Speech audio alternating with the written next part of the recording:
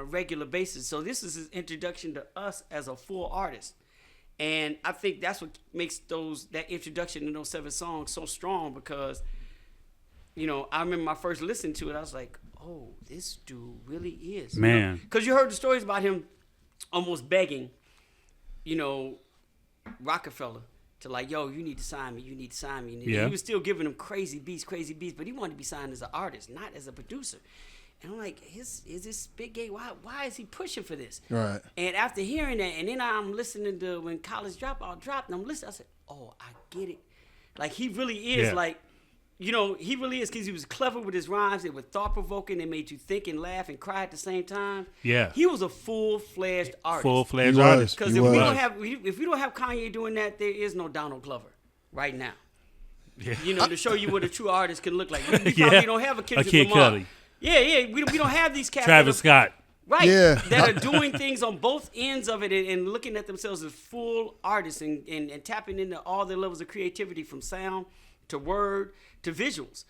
We don't have that. And Kanye was the first one that I think that really put it out there to that degree, and it all came about to me on College Dropout. So as much as I think, you know, Dark, Beautiful, Twisted Fantasy is collectively his best work, that stands a close second. I remember going to the House of Blues, his first show at the House of Blues, when he came back and did College Dropout. Like the first time in Chicago, signed, the album was going crazy. Yeah, man. The whole city was excited to be there. That was a time, man. That really was a time. That was a time to be alive right there. And it just, because like, Common was always Common, Twista was always Twista, but nobody planted the Chicago flag the way Ye did. You know, like... Yeah, he planted it differently because he had the national stage. Right. And it's crazy because everybody doubted Kanye. Because he was known as a producer, but nobody was really checking for his album. I didn't really even think it was going to... I was surprised at how good it was. That's exactly what I'm saying. Yeah. Like, caught you by surprise. Like, this dude is really, really that nice. And you have to understand, I'm a little bit older, so... Right. I'm like giving him a harder time as an entry pass, even from a production standpoint, because... You know, No ID's my guy. Dion's like the sound of Chicago as far as I'm concerned. Yeah, Right. facts. You know, and I go back to the, you know, oh man, the judgmental days and the, you know, kinetic order days and the 10 tray days, you know. You know, when we're looking at, and I don't even want to get into production of the house music guys. We get into the Steve Hurleys and the Farleys. You know, and all those guys. So I'm listening to cats and the Jesse Saunders where you listen to music being produced by Chicago products. So I'm listening to all this music. And like, all right, you ain't getting the easy pass from me, Kanye. You got to come through some people, especially from the hip hop standpoint. So you're doing hip hop music, but it's still based on Chicago soul music, you know, and you know tinges of Chicago house music. You got to do this at this level as far as I'm concerned. I mean, exactly. there's a long lineage with Chicago. You even got to throw Maurice White in there. Oh man, you got Maurice White, you got Donny Hathaway, you got Curtis Mayfield. You know, we can go through it. Right, that's what I'm saying. Chicago has a rich Lou Rawls. Just from a production musical standpoint. So I'm like, nah, Kanye, especially like I said, with No idea doing what he did and the foundation that he and Common were able to build. Right. You know, early on from you know from Watermelon and the whole Can I Borrow $1? Watermelon. Right. That was my. Well, you got to throw Twilight Tone in there. Twilight Tone is in that conversation. Just Roll. Just Roll was in there. Inf1 is in there. Yeah. Juice. You know, Juice is in there. Man, can't forget Juice. Right. So there are cats in there that I'm making it hard for Kanye to get a pass. But once you heard it all collectively, you had to be like, okay, yeah, dude, you are that dude. You are that dude. And that's what made it so exciting at that time. Yeah, man. Like, he really came to the table and planted a flag, not just for the Shy, but for musically who he was. And he's like, I've been telling y'all, I've been screaming this, y'all ain't trying to hear me. They wasn't I trying am to that listen. dude, and he earned it. And he came out with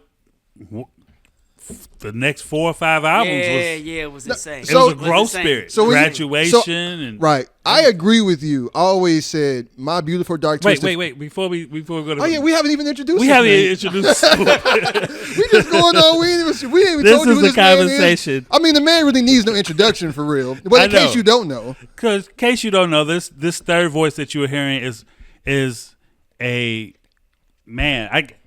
I can't even a journalism icon.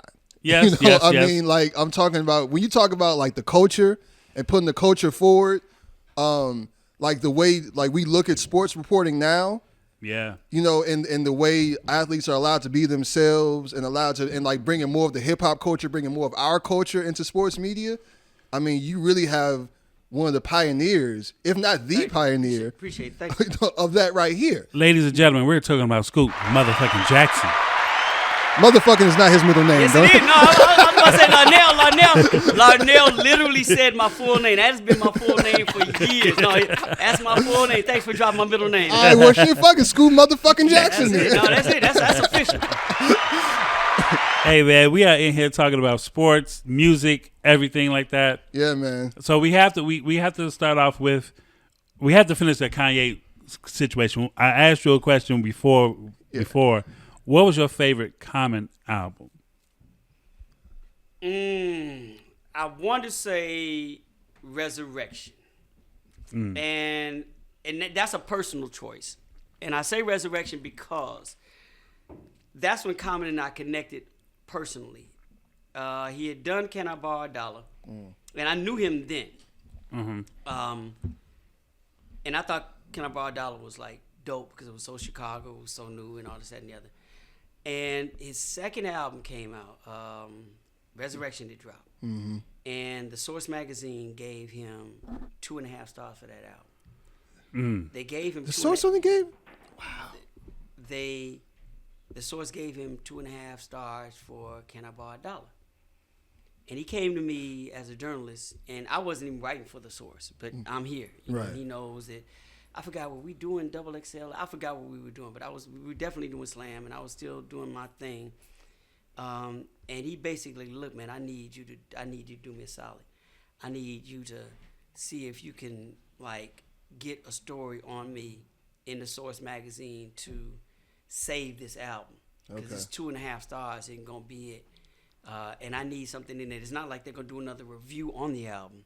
But I need you to try to get a story on me in there to let folks know how the growth that I've had. Because as far as I'm concerned, they're saying I did not grow from this album to the next. They're giving me the same thing. I'm like, you know what, you make a good point.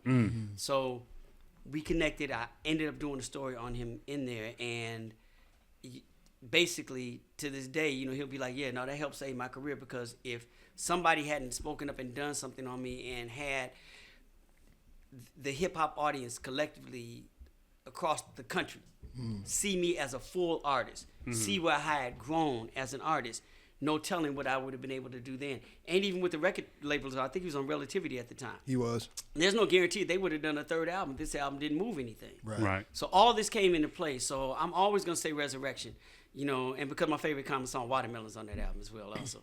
But I do think that's the one, and I think it's from a personal situation because I was part of that journey with him on that album to help that album like take him to a place where he was supposed to be. He probably would have ended up there, but things were hanging in the balance. You never know, right? You never know at the time. See, I got up on Resurrection. I didn't, because I just saw a dude walking down 87th Street with a First Down bubble jacket, and I was just like, I got one of those too. Like he looks just like me. He's on MTV. He's on The Box. Right. I think I brought that video a couple times. And if you listen to it, I think there's growth in his voice because the nasalness that was in his vocals, the first album, kind of lost it. And it's really similar to if you listen to Rakim and if you listen to their first album, and then listen to Rakim every time after that, the nasalness kind of left. You listen to Paid in Full. And then listen to everything after Paid in Full. I think it was Follow the Leader. Then it was Let the Rhythm Hit Him. Then I think it was Everybody. I forgot the order it went in. But listen to Rakim's voice, especially on the first two songs, Eric B. is President and... It's stuffy. Yeah, I forgot the... Eric B. is President. I forgot the other one. But the first two singles that Marley Marl did on there, listen to Rakim's voice.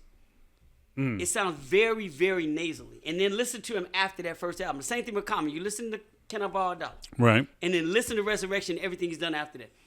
The nasalness, his voice started to mature. Yeah. Right, it's clear. So that's the growth he's talking about as an artist. Right. You know, where he doesn't sound so distinctive. And he's starting to get into his, you know, his grown man, full man voice. And I think that changes the MC. Absolutely. That changes the way the MC approaches things, you know, because his mindset has changed. His mindset was so advanced. Exactly. So, yeah. My favorite album from him was B, because that album had Faithful. Yeah. And then he had the song where if God was a woman.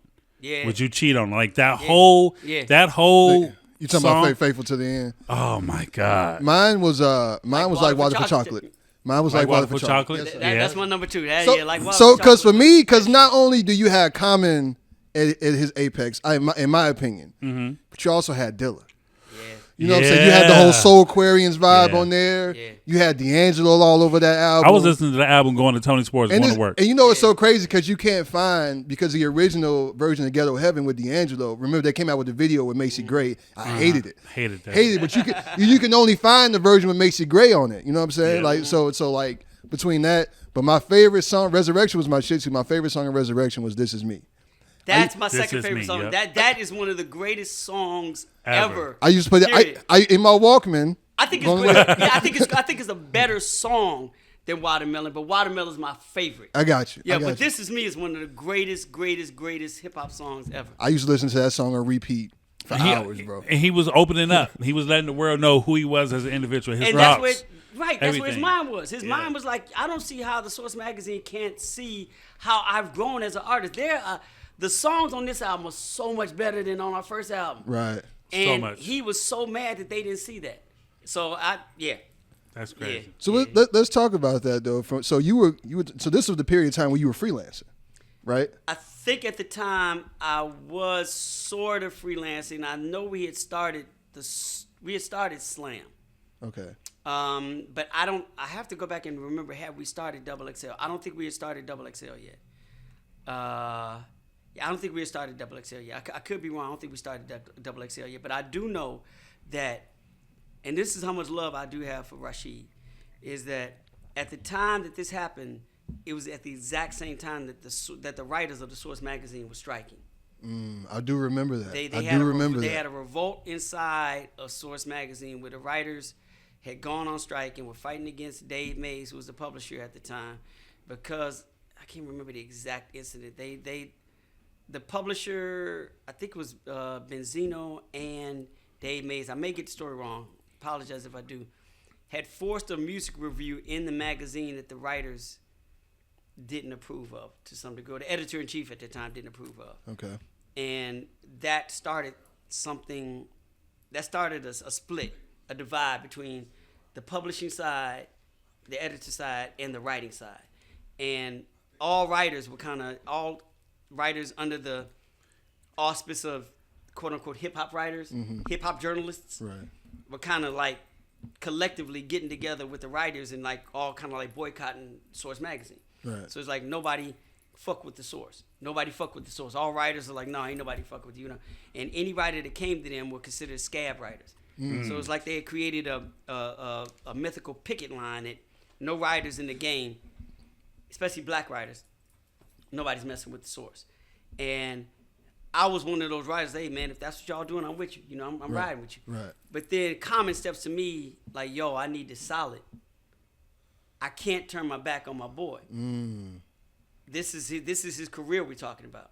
Wow. So, and that's in the moment when I went to them and say, hey, I'm trying to do a story. And they're looking for writers to do anything. They're like, yeah, we'll take it. Yeah. We'll take anything. And I'm like, well, you know, it's not like I'm selling my soul or anything, but this is more important for his career. Yeah. And for my guy's career than what they're going through at the Source magazine. And it's Chicago of everything. So, of course, you know what I'm saying? It's shy of everything. So, you know, that was the deal. But, you know, as a journalist, back in the day, I can't say that I was still freelancing a little bit. I know we were doing Slam and I was still doing other things for other magazines. But the Source is not one of them, and I was not freelancing for the Source at the time. Okay. This is a one-off because... Just because you do you're solid for your man. Got to. So and if nobody understood that, and that's not like I got any backlash or anything, but you know, if you don't understand how we love each other in the city and what we do for one another in the city, then fuck you.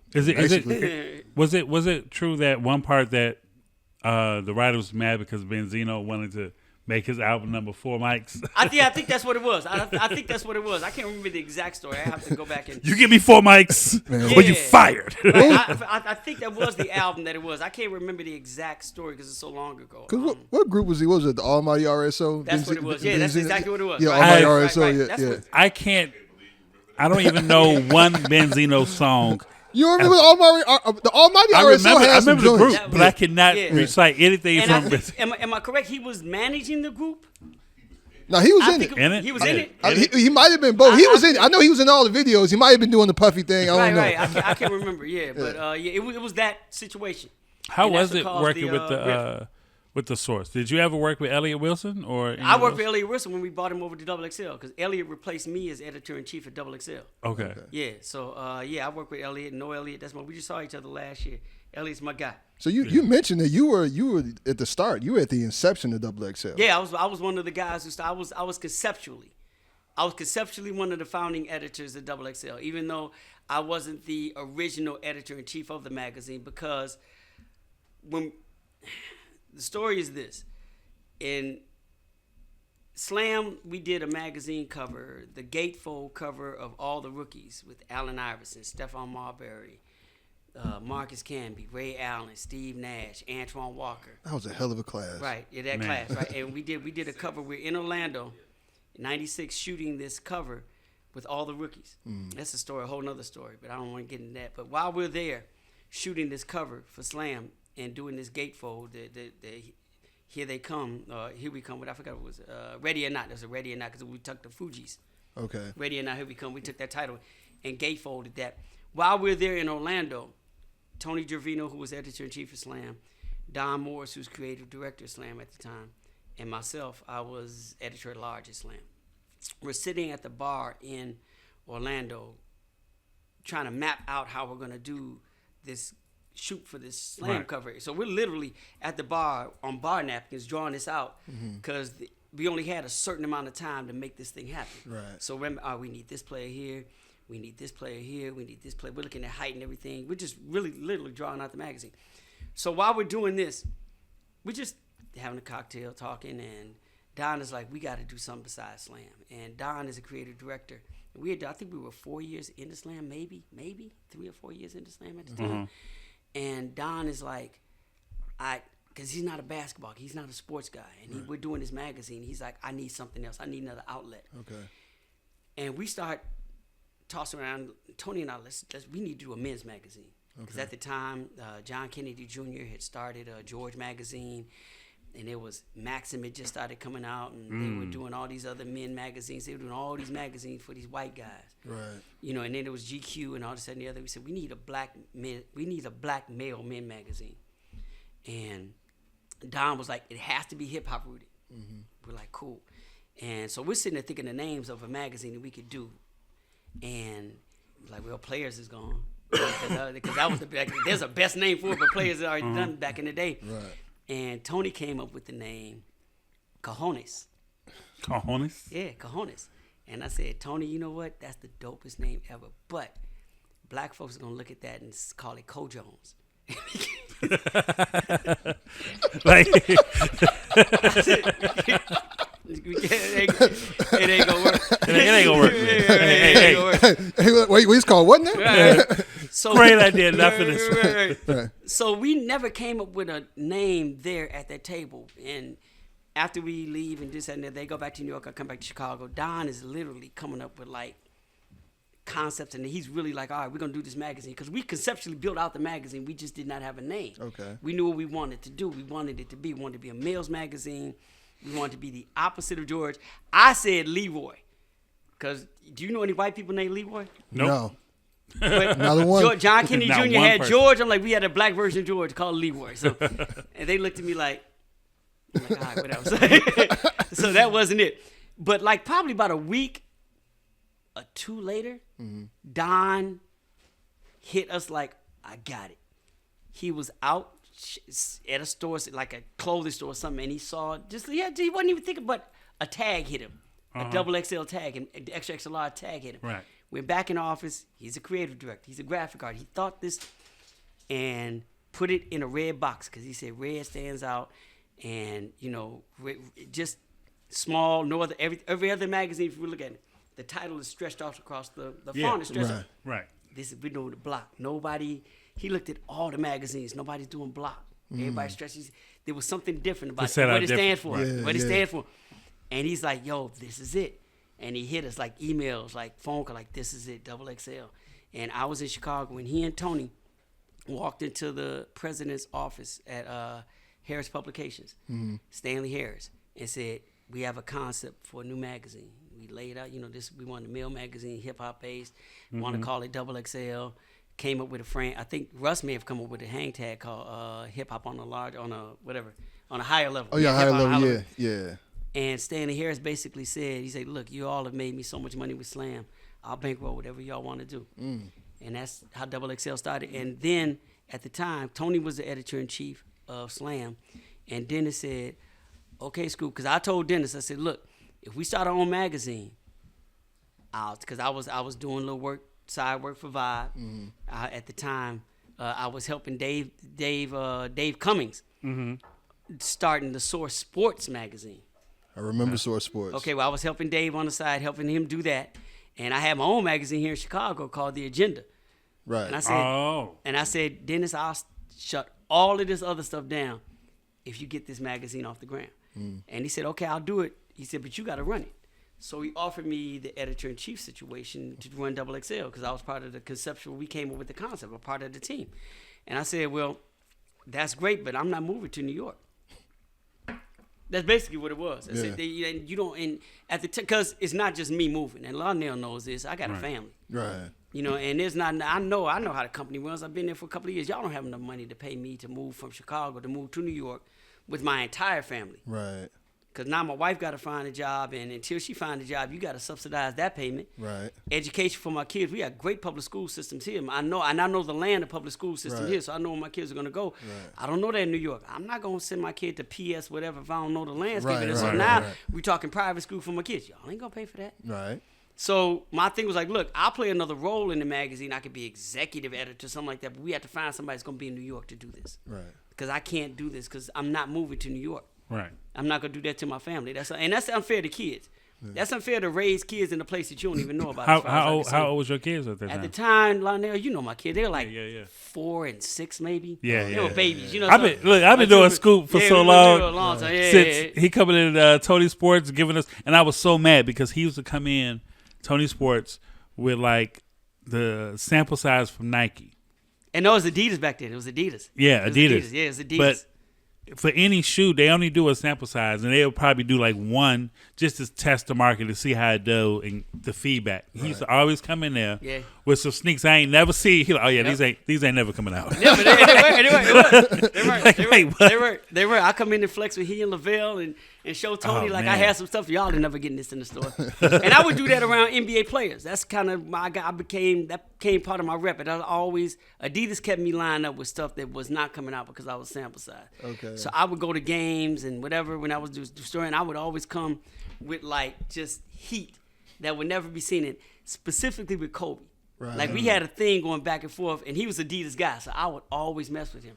So I was like, hit me with something that he's never gonna see. He would be so mad because I come up with some like heat.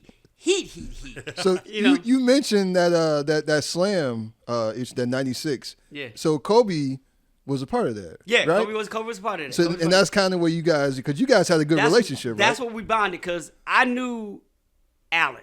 Right. Iverson at the time because we had done a story on him. We had put him on the cover of the magazine, the Slam, already. So I had a relationship with AI. Right. Knew Antoine Walker because he's from here. Right. Knew Steph because Steph was involved with the magazine from the very start. He was our first high school column. Okay. We did Steph because he was already associated with Slam. I'm trying to think of who else I knew. I think that may be it. So I really didn't. I did not know Kobe at all, right? Okay. But Kobe knew us, and everybody there knew us because Slam was their magazine. So when we're shooting this, and remember I was telling you we were mapping out like where players were? Right. We forgot Kobe had a broken arm. He had broken his wrist playing in that pickup game. Right. So when he comes to the photo shoot, he got a cast on his hand, and we're like, "So y'all we gotta hide it. We gotta hide it. We're like, oh, we didn't think that." And the funny thing about that is when we were shooting it, my job. Now keep in mind, I only know a couple of these players, but they all know who we are. Right. I don't know these guys, and I'm running up on them because the whole thing is to make them look hard. So they gave me a bottle. Tony's and Russ are setting all the players up. My job at that photo shoot was to spray them down to make it look like they were sweating. Okay. Because they're coming from a gym doing their Top Flight and Beckett cards. They're trading cards. Okay. So they're all in the gym doing photo shoots for the NBA. Got you. And then they send them out in the back alley to us. But we want them to look like they've been hooping. So we give them the towels to put on their shoulders. Right. And I'm running around cats I don't even know. Like, I don't have no relationship with these dudes. So I'm squirting Kobe in the face. Like, yo, sis. I'm hitting him with the bottom, hitting Marcus Camby. Like, y'all got to look hard. Steph, like, holds me down. So I'm running around doing this, but I don't know these guys. But they are so chill with it. Like, yo, do it, man. We good. This is slam. So they're all in it. And that was really my first introduction to Kobe. He's like, yeah, man, nah, make this. And we're like, where we got to hide? And I'm grabbing Kobe's arm. Like, all right, man, can you tuck your arm? Like, it don't hurt, dude. He's like, no, man, do what you got to do. So I'm grabbing his arm, putting it behind his back, it's just crazy. And from there, it's like, all right, yeah, what up, Scoop? What's going on? So, that connection and being small, black guy and the only one there, stuff like that, cats identify with you. Right. Because at the time, I'm the only black guy really at Slam. Okay. So they're connected with me on a whole nother level. Right. So they remember me from day one. Yeah. And everybody on that cover, I built a relationship with over the course of years because we wound up doing stories on all of them later on. Right. So because everybody on that cover had long careers. Yeah, long careers. Because you saying Steph, people gonna think Steph Curry. No, you talking about Starberry. You talking about Stephon Marbury. Yeah, Stephon Marbury. So I want if we could stay right here for a second, because correct me if I'm wrong. The first article you wrote for Slam was on Shaq, right? No, the first article I wrote for Slam Magazine was on the Nike basketball camp here in Chicago, where KG was in there. Okay. Where who else was there? Paul Pierce was at that camp. Vince Carter was at that camp. KG was at that camp. A brother by the name of Shea Cotton, who was crazy because he played on his California squad, was on this camp. So I know. That was the first story, and after that came the Shaq story. It was in the same issue. Okay, because that article was called The Large Professor, correct? Large Professor. Okay. And the way that came about is that the publisher tracked me down in Chicago, and I won't even scream out the guy's name who gave up my information to a white guy. Oh, here's how you find it. Here you go. Here's the number.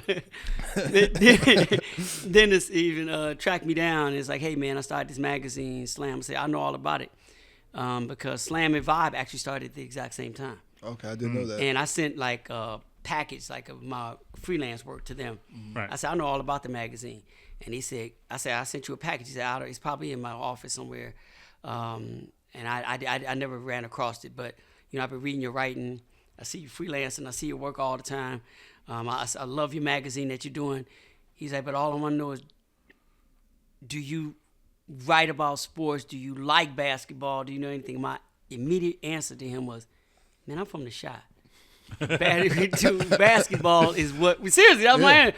Basketball is all we do. Chicago. Right, exactly. And he is really something. He said, all right, good, man. I just hired this new guy from this industry magazine called Sports Style. His name is Tony Gervino. I literally just hired him as editor-in-chief. I'm going to put you on the phone with him, and you all just take it from there. It's all good. And Tony didn't know me from Adam. Mm-hmm. I don't even know if he knew my work. He just like Dennis said, you the guy that he wants to bring on. So there's something going on in Chicago Nike basketball camp. Can you cover that for me? I need 350-word story on it. I'm like, cool, no problem. I got you. Mm-hmm. And I mentioned all those people that were at that camp for a reason, because when I got to the camp, I'm like, there's some ball players here. Like watching like Paul Pierce play, watching Vince Carter play, watching Shea Cotton, who was a sophomore then. Watching and discovering who KG was, because I didn't know KG in his South Carolina days. I found out about him his Nike camp, but this is his junior year going into it. See, he hadn't even got to Farragut yet, so we'd find out about him. Yeah. And I'm like, this cat is unbelievable. You know what I'm saying? So I'm discovering all these cats. And I'm looking at this story that the new editor-in-chief of Slam Magazine asked me to write. I'm like, I can, because this is what you do as a profession. I could tell this story in 350 words, but it'd be much better told in 1,200 words. So what I did is I sent him his 350. Like, this is what you asked for, but this is the real story. Okay. And I also did that to show this dude that I could write. Because they didn't know me. They knew nothing about me. I had never written about basketball, even about basketball my whole life. They didn't know me. And that's the key point. You have to go that extra mile sometimes just to prove to somebody, like, hey, Lionel, you got sometimes you got to lose $1 million to make $2 million. Facts. That's really what it boils down to. Facts. True. And once I did that, and here's the point to drive it home. Once I did that, Tony read the 350 because that's what he ran, but the 1200 is what got him. The 1200 word piece, he said, oh, yeah, this kid, he got something here. After reading that, he called me and said, hey, the Dream Team is in Chicago. Shaq's there. Can you get him? And can you give me 1,200 words on Shaq? The exact same word count. Okay. I'm like, yeah, I got it. No problem. But you know what I'm saying? I proved what I could do. And Right. it literally right after that. Now, the other key to that was that when I filed the story to him, I filed the story to him early. Oh. Now one thing we as black folks have a reputation for is never doing shit on time. Right. And as black as I am, that's one thing I refuse to be on that, especially with folks that don't know me, especially when I haven't earned the right to be late. Right. And not be on time. Facts. And not keep my word. So I turned it into him early, and I think, I'd have to go back and ask Tony, I think the writer that he had maybe possibly doing the cover story was late on the story. So he was like, okay, Scoop's done with his story early. He got time. He has time to do some stuff. Yo, the Dream Team is in Chicago. Can you get them? Can you get Shaq? Got you. No problem. That's You know what I'm saying? So the fact that, because if I was sitting on, I think the deadline was around the same time. I think I turned it in a week early. If I had not turned that story in, he might not have looked at me to even have time to do the story because I already have this guy on one story. Yeah. But the fact that he knows, he turned his story in good. I love He gave me 2 stories. Yeah, I wound up, but once again, I probably, in the context of what I'm saying, I lost money giving him a 1,200 word story. I lost money doing that because I wasn't paid for that. Right. I'm getting paid for a 350 word story. I gave him one story, and I wrote him a freebie.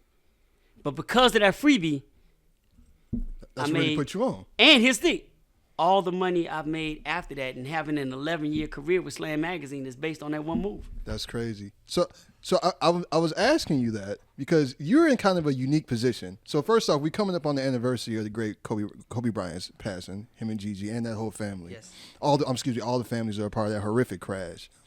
Kobe and Shaq obviously notoriously clashed heads a lot. Yes. During those years.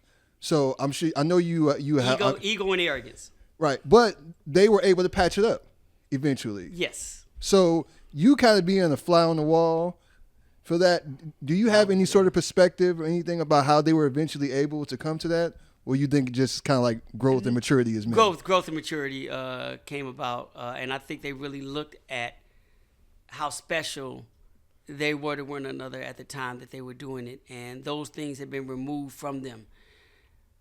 And that made them realize that they could have handled that situation better.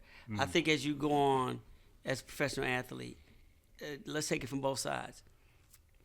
I think from Kobe's side, having to go through what he had to go through to build the Lakers back up to get themselves into a championship team, and how hard it was for him to win those other 2 championships without Shaq, made him appreciate what Shaq was really what the bringing big man to did down low. right. How much like it shouldn't Pause. be this. It shouldn't be this hard. Yeah. It shouldn't be this hard, but it is. But now, once I know how hard it really is, I really appreciate how easy this guy made it to get that, how special and how rare situations. You had the like triple that team Shaq.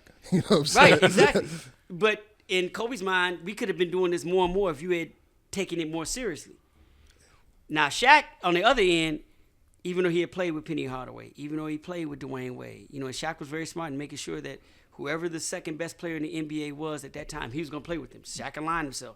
So he wasn't trying to do all that hard work all the time. Right. But even with Dwayne Wade, even with Penny Hardaway, he didn't have the success that he had with Kobe.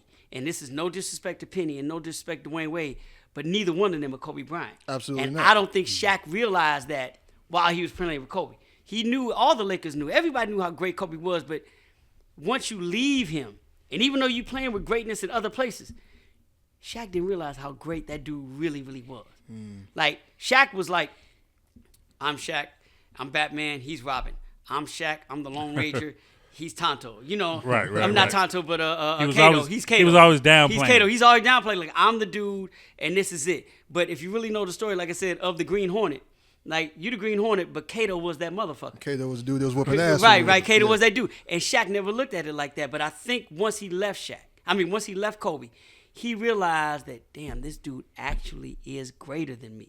And I didn't take into consideration how easy it was to win those championships with that guy. We should have had 6. We should have had 7. And then you start reflecting on yourself because you're going through it as players.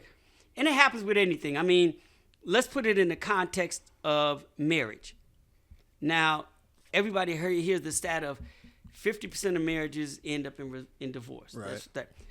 But they don't tell you that 25% of those people divorced try to get back with their mate because they realize what life is like without. They don't realize it when they're in it. Mm-hmm. But once you're away from it, you start to appreciate it. Yeah. That's a gem right there. So it's the exact same thing with Shaq and Kobe. They were married. Yeah. You know, Michael and Scottie figured that out. You know, what they didn't do, neither one of them had the opportunity to do what they did separately as they did together. Yeah. And you realize, like, damn, this situation was special. So I think that's what wound up happening with Shaq and Kobe is that they got away from each other, you know, had the back end of both of their careers, and they realized as that went on how special it was they did have, and then they started appreciating it.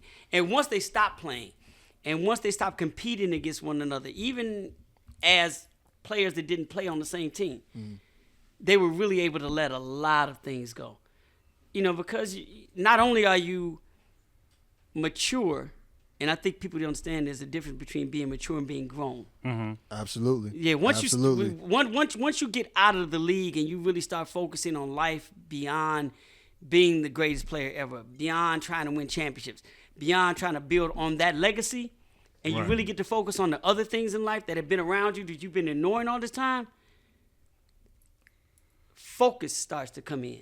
You start seeing things clearly in a way that you didn't. And one of those things is shit you did in the past. Man. And you start to see like, damn, now I see clearly how I could have approached that differently. Yeah. Now I see clearly where I was wrong in this. I see clearly where I could have handled this a lot better. Yeah. And not only do you see things, you hear things that your close people have been telling you that you didn't hear before. Never do. Because if you got some real dudes around you, got real women around you, got real family around you, they tell you. Oh, yeah, absolutely. Yeah. They tell you, absolutely. like, yo, dude, you wilding out right now. You need to chill that, man. Yeah. But when you sitting on, you know, a $200 million contract and you paying everybody, you know, and you're the son and everybody else's plan is revolving around you, you don't hear any of that because, like, I'm the son. Right. I'm the one doing all this. Right. Only reason y'all got light is because of me. Right. I'm the one providing all the light to all you other planets. You know what I'm saying? It should be David Ruffin and the Temptations. Right, exactly. You ain't nothing about David Ruffin. Right. Ain't nobody come to see you, Otis. Right, exactly. But once your career's over and, you know, you still may be the son, but people don't need that light anymore. Right. Yeah, You're not giving out that sunlight. It's not all about you. Nobody's just planets revolving around you. Now you're a planet. Somebody else is the sun. You start seeing things and hearing things differently. And I think that's what maturity is. Man, perspective is a motherfucker. You know, and that from that maturity, that's when you become grown. Yeah. And I think Kobe and Shaq got to a grown place in their lives. And that's why you saw them able to sit down and like, man, you know what? We wasted a lot of years on some BS. And keep in mind, and I'll stop after this. We need to really, as human beings, understand that just because we're teammates and just because we're whatever, and this goes to marriage, the same thing, in all your relationships. And this goes to family, this goes to friends, this goes to your wife or your husband, whatever relationship you're in, there's always going to be competition. Always. Think about that. Yeah. Always. So we teammates, we boys, but we're still competing against one another. There's always competition. And once you remove that competition, that's what changes everything. And that's where the grown folks should come in. Shaq and Kobe had to get to a place where they realized, you know what, man, we're not in competition. Why?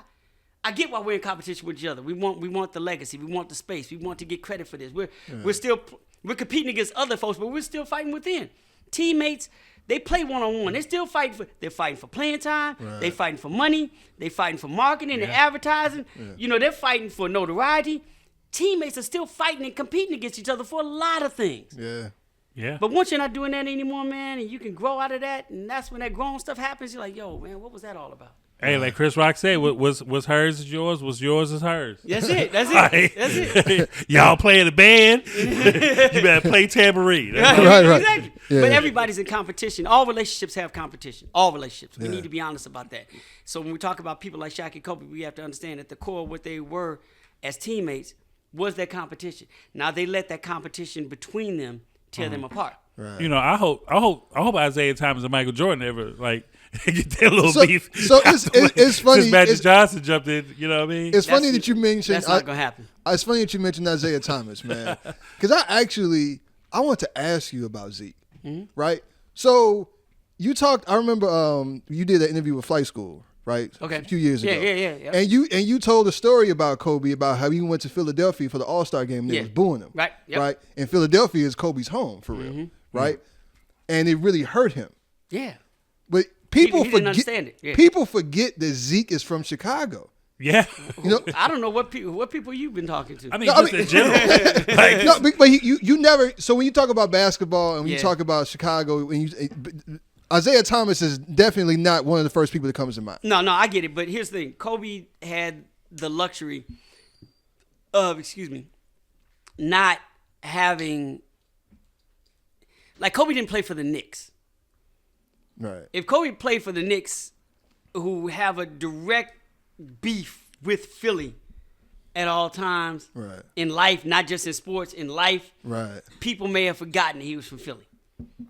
Isaiah Thomas played for Detroit. We got Chicago and Detroit by nature got beef. We got beef. You got beef, yeah. So people probably forget, to your point, that Isaiah is from Chicago because they directly associate him with the people we got beef with because he was in their uniform his whole career. Yeah. Right. So my thing is that Kobe, even though the people booed him in Philly, they booed him because they just got through playing him in the finals. You know, it wasn't like he was playing for the enemy. He's like, you playing for the Lakers, you know, and we just got through playing y'all in the finals. That's not beef. Right. You know what I'm saying? But if he had played for the Knicks, or if he had played for like Boston, one of those East, that's a whole different thing. We'll see you outside, son. Right. He's people would have forgotten he would have played for Philly. Because for real, I didn't realize Isaiah Thomas was from Chicago till I was grown. West Side, son. I did not realize that till I was grown. Hero. Because I grew up hating Isaiah Thomas. Yeah, the whole Bad Boys, the whole pitch. Yeah. You know what I'm saying? You hated Detroit, but you now like. And you know, people from Detroit try to claim that he's not from Chicago. That's how bad the hatred goes. Yeah. I didn't know that. Dude, okay. Hey, fam. Nah. Y'all can't get him. It's just like we try to claim Mike like he from Chicago and he not. I mean, that's true. Right. I'm sorry, I didn't mean to cut you off. No, you're right. We try to claim whoever we claim. KG was here, 1 year? We try to claim him. Hey man. Wait, but people people in Brooklyn try to claim Mike just because he was born there. He was in Brooklyn for 5 seconds. They do try to claim Mike. They do, because even Jay-Z put that in the song, "Birthplace of Michael Jordan." And he's technically birthplace, right? It is. But he didn't stay there. He didn't stay there long, at all. You know, Dominique Wilkins was born in France. Atlanta ain't letting that happen. Atlanta's like, ATL like, nah, he's ours. We claim him. That's facts. Crazy. But funny story in how deep the Isaiah Thomas thing goes, especially from the Detroit side. We were at a club in Atlanta. Actually, it was at Magic City in Atlanta with my old roommate and his boys. And the waitress came over to the table. And I'll never forget this moment.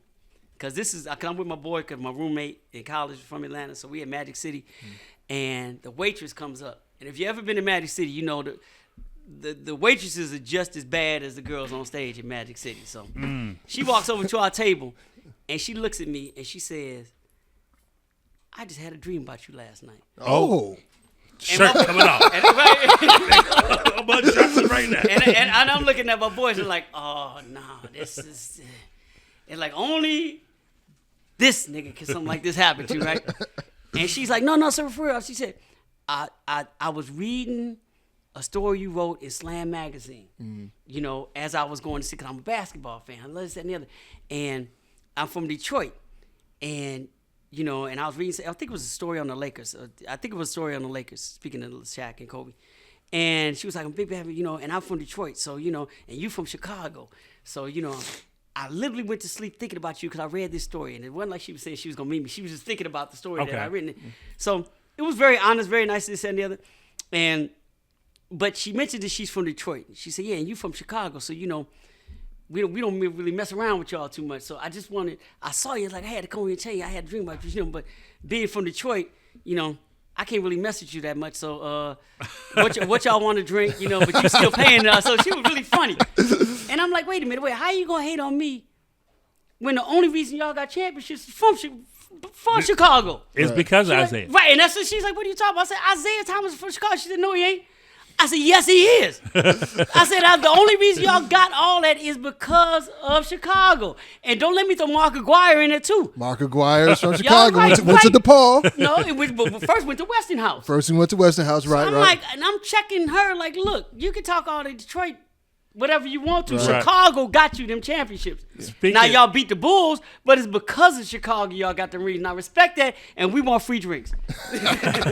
Speaking of that, I watched the Kevin Garnett documentary, right. And there was a part on there where you explained why Chicago is the mecca of basketball players. Right. Can you expound on that? There's arguments, and once again, the arguments goes back and forth to Detroit, and that's part of the whole Chicago-Detroit dynamic as far as I'm concerned. And we've had these arguments for years. I remember distinctly there was Carlos Rogers, who was playing for the Golden State Warriors at the time, and from Detroit. We were in the locker room with the Golden State Warriors at the time, and Timmy Hardaway was playing for the Warriors at the time. Another Chicago person. Right. And I was there doing the story on Chicago. I mean, on Timmy and Latrell for Slam Magazine. I think it was issue number 4. It's early in the Slam days, right? And Latrell's in the locker room. So we get into this argument about which city had the best players. Uh-huh. And this is an ongoing argument, but I remember distinctly. And this is what I give Carlos Rogers credit for. Because Timmy and I are like, we locking down shot all day. We name it bam, bam, bam, bam, bam.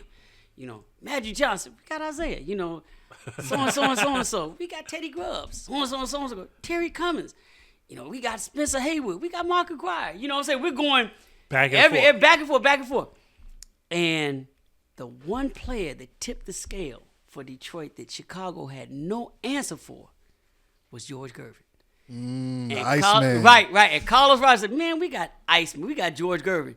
And Timmy and I are like, we ain't got that dude. Who played for the Bulls at the end of his career. Right. He did play for the Bulls. Last game, as a matter of fact, was his last game he played in his NBA career was Michael's 63-point game with Boston. Yeah. I got a George Gervin story for you later on.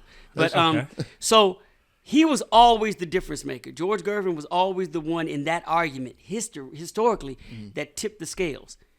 Now, this is what, 1996, 95 maybe? Oh, we got way more now. Now, that's my point, and that goes to answer your question about Mecca. Because now we can bring Pooh to the conversation. Now we can bring Anthony Davis to the conversation. Now we got, a couple of high school, All-Americans at the time were the best players in high school in Amari Sawyer. No, not Amari Sawyer, but I'll talk about like Jahlil Okafor and Jabari Parker. Right. Right. Now we can bring Jalen Brunson into the conversation. Now we can bring Dwayne Wade into the conversation. Yeah. We could bring all of them into the conversation now. We couldn't bring it before. And bottom line, and I don't think this tips the scale, but once before Derrick Rose's injury, if Derrick Rose had not gotten injured, he would have he had the chance to be our answer to George Gervin. Oh my God. Just singularly. Wait. Say that again. Wait. I said seriously, if Derrick Rose had not been injured, he had single-handedly, just by himself, a chance to be our answer to George Gervin.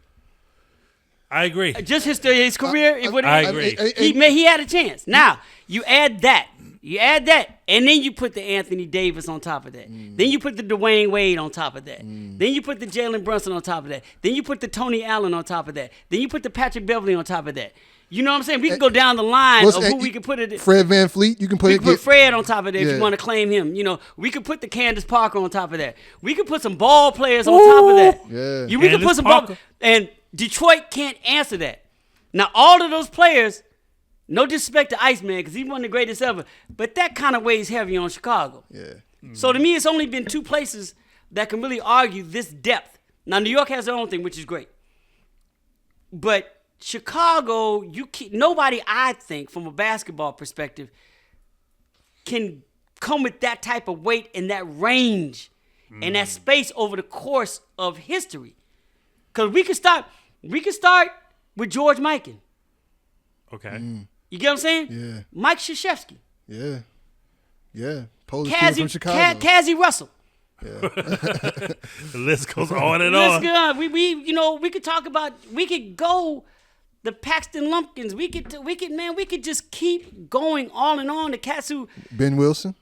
Right, we could go to the Benjis. Wait, we could go to the Jamie Brandons. We could go to the Marcus Liberties. And I get other cities have those cats that had this, that, and the other. But we have it on so many levels. Yeah. So many levels. Paul McPherson was a beast. Paul McPherson, Ronnie Fields. Ronnie Fields. And if we want to, like I said, we could throw KG in the conversation because he'll be the first to tell you that he never would have been the player that he became had he not spent time here. Absolutely not. And he said it in that interview. Right. He was Chicago like, yo, built Chicago him.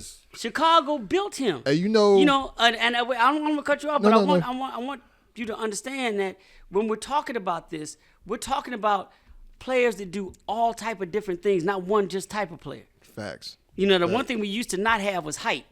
Chicago was always, we stopped at 6'9". Right. But then you got Eddie Curry came in the game, right. Forget about Eddie Curry. Juwan Howard. Juwan Howard came in at 6'11". Straight out the V. Right. So, it's CVS, Cavaliers, what up? Right. So we started bringing in different players that did different things, and had longevity in the league and had long careers that never even if you didn't make it to the league, you had a long career in playing basketball overseas or being a part of building basketball programs. Yeah. Being a part of the game.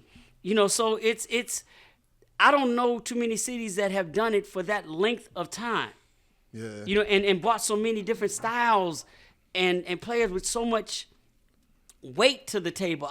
Seriously, just currently, if we take the Anthony Davis, barring injuries, and back and forth. But name me another city, just from a talent perspective, that can say over the last 20 years gave us, and Los Angeles has a good argument in this. But Derrick Rose, Dwayne Wade, Anthony Davis. In that span of time? Now, Los Angeles could be like, we got James Harden, Paul George, Kawhi Leonard. I mean, that's close. No, but it's a good argument. Yeah, it's a good argument. LA doesn't have the weight on the back end that we do. Nah, not at all. Not at right. all. You know not what I'm saying? All. Yeah. And no disrespect to LA, but currently, where are the LA versions of the Patrick Beverleys? Where are the LA versions of the Kendrick Nuns? Where are the LA versions of the Fred VanVleets? Man. Yeah, you know what I'm saying? Facts, yeah. Where are they right now? Yeah. we could, and I say that to say, from my perspective, is that I think holistically, that's the best word holistically, I say we are that Mecca. From just the volume and the range that we historically have brought to the game. Now, my other side of the argument is that, and this is no disrespect to New York, no disrespect to LA, no disrespect to Virginia, no disrespect to Indiana, no disrespect to any other places in this country. Basketball means more to us here than it does any place else, to me. Because, basketball to me in this city is equivalent to what hip-hop means to New York. Basketball to me is equivalent to what automobiles are in Detroit, what coffee is in Seattle, what technology is to Silicon Valley, what food is to New Orleans. Right. These are things that have been exports that these places have given out to the world to represent who they are. Right.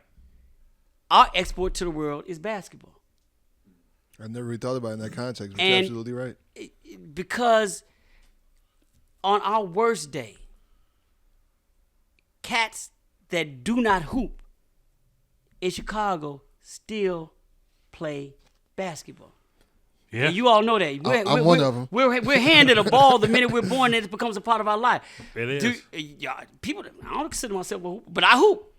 You could take the basketball, you could take non-hoopers in Chicago and put them in any other city against non-hoopers, and it's not even close.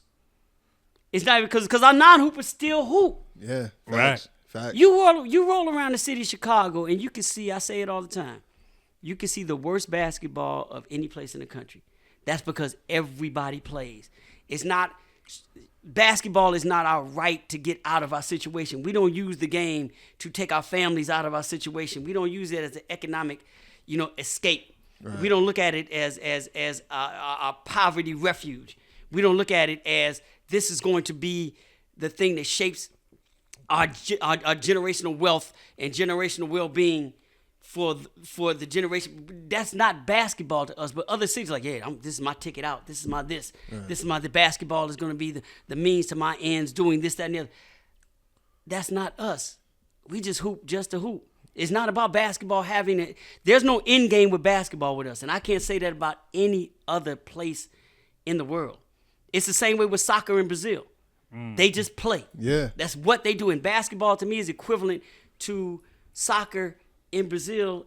You know, basketball is that way for us in Chicago, and that's another component I bring to the table for an argument about Chicago being the Mecca, because it means that much to us. And I don't know any other city in the world where the sport of basketball means that much. Yeah. That's wild, man. Damn. You know one thing Detroit got us beat on in Chicago?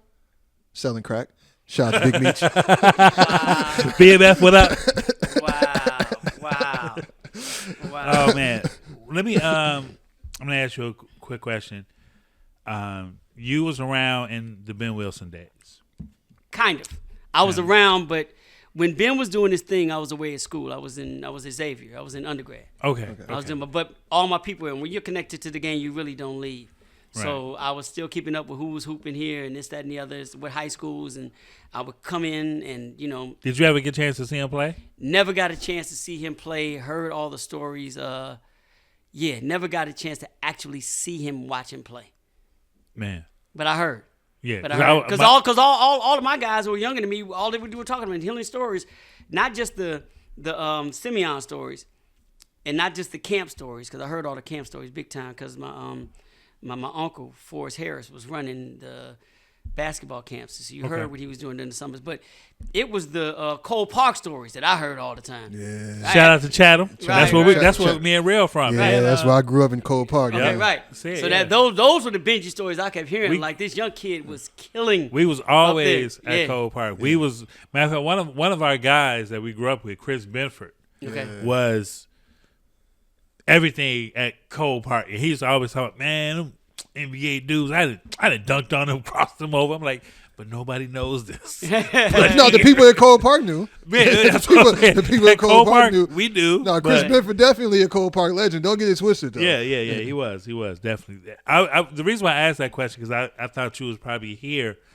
I wanted to ask, what was the city climate when he passed? Because I watched the documentary. Yeah. I was just like, I was here when he passed. Because I had just flown in from school. It was Thanksgiving break. And literally I got off the plane and came and walked in the door, and my mother was watching TV and she was crying. It was on the news. I got in like at 10 o'clock. Oh, wow. Yeah, so I was like, she just cried because, you know, she heard his name, but it was a young kid getting shot and murdered, and he had some notoriety around him. So it was a sad day. But when I walked in, I knew exactly who he was and been knowing about him for a couple of years. It's like, you got to be kidding.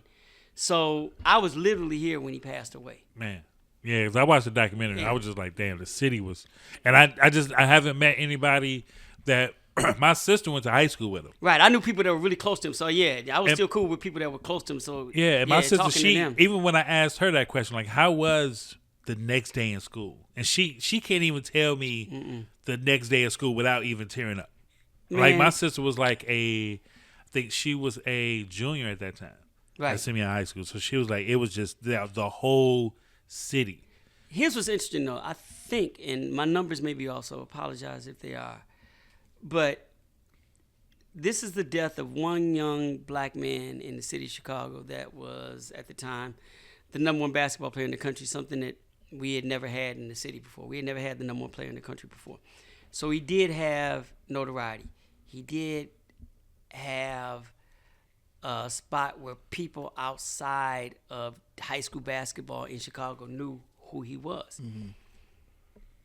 Ben Wilson was number 600, was the 669th homicide in Chicago that year.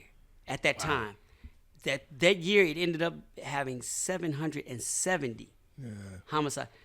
We're tripping right now for floating 500 around.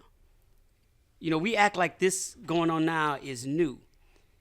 The difference was, and it goes to your point, Lionel, because we didn't have information about the deaths of so many young brothers then the way it does now, his death struck a different chord and connected to us in ways because of that notoriety.